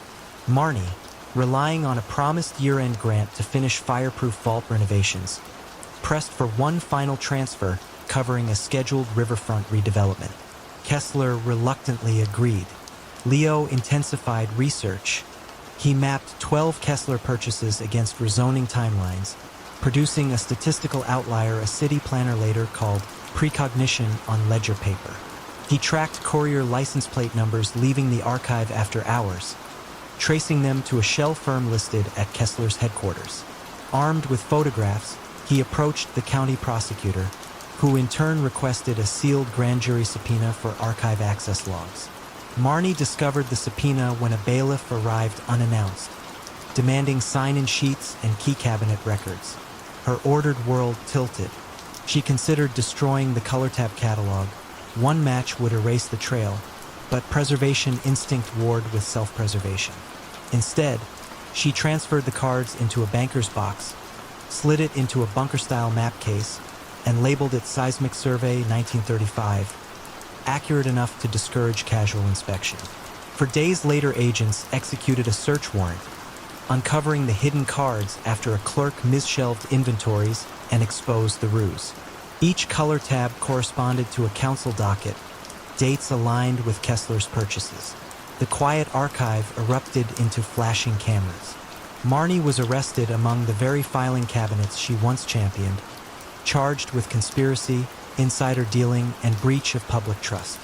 In interviews, she maintained composure, requesting tea and quoting archiving statutes, until prosecutors offered a path. Testify to Kessler's use of privileged municipal data, identify any council aides who leaked preliminary maps, and the state would recommend a lenient sentence, allowing her eventual return to library work, though never again in government.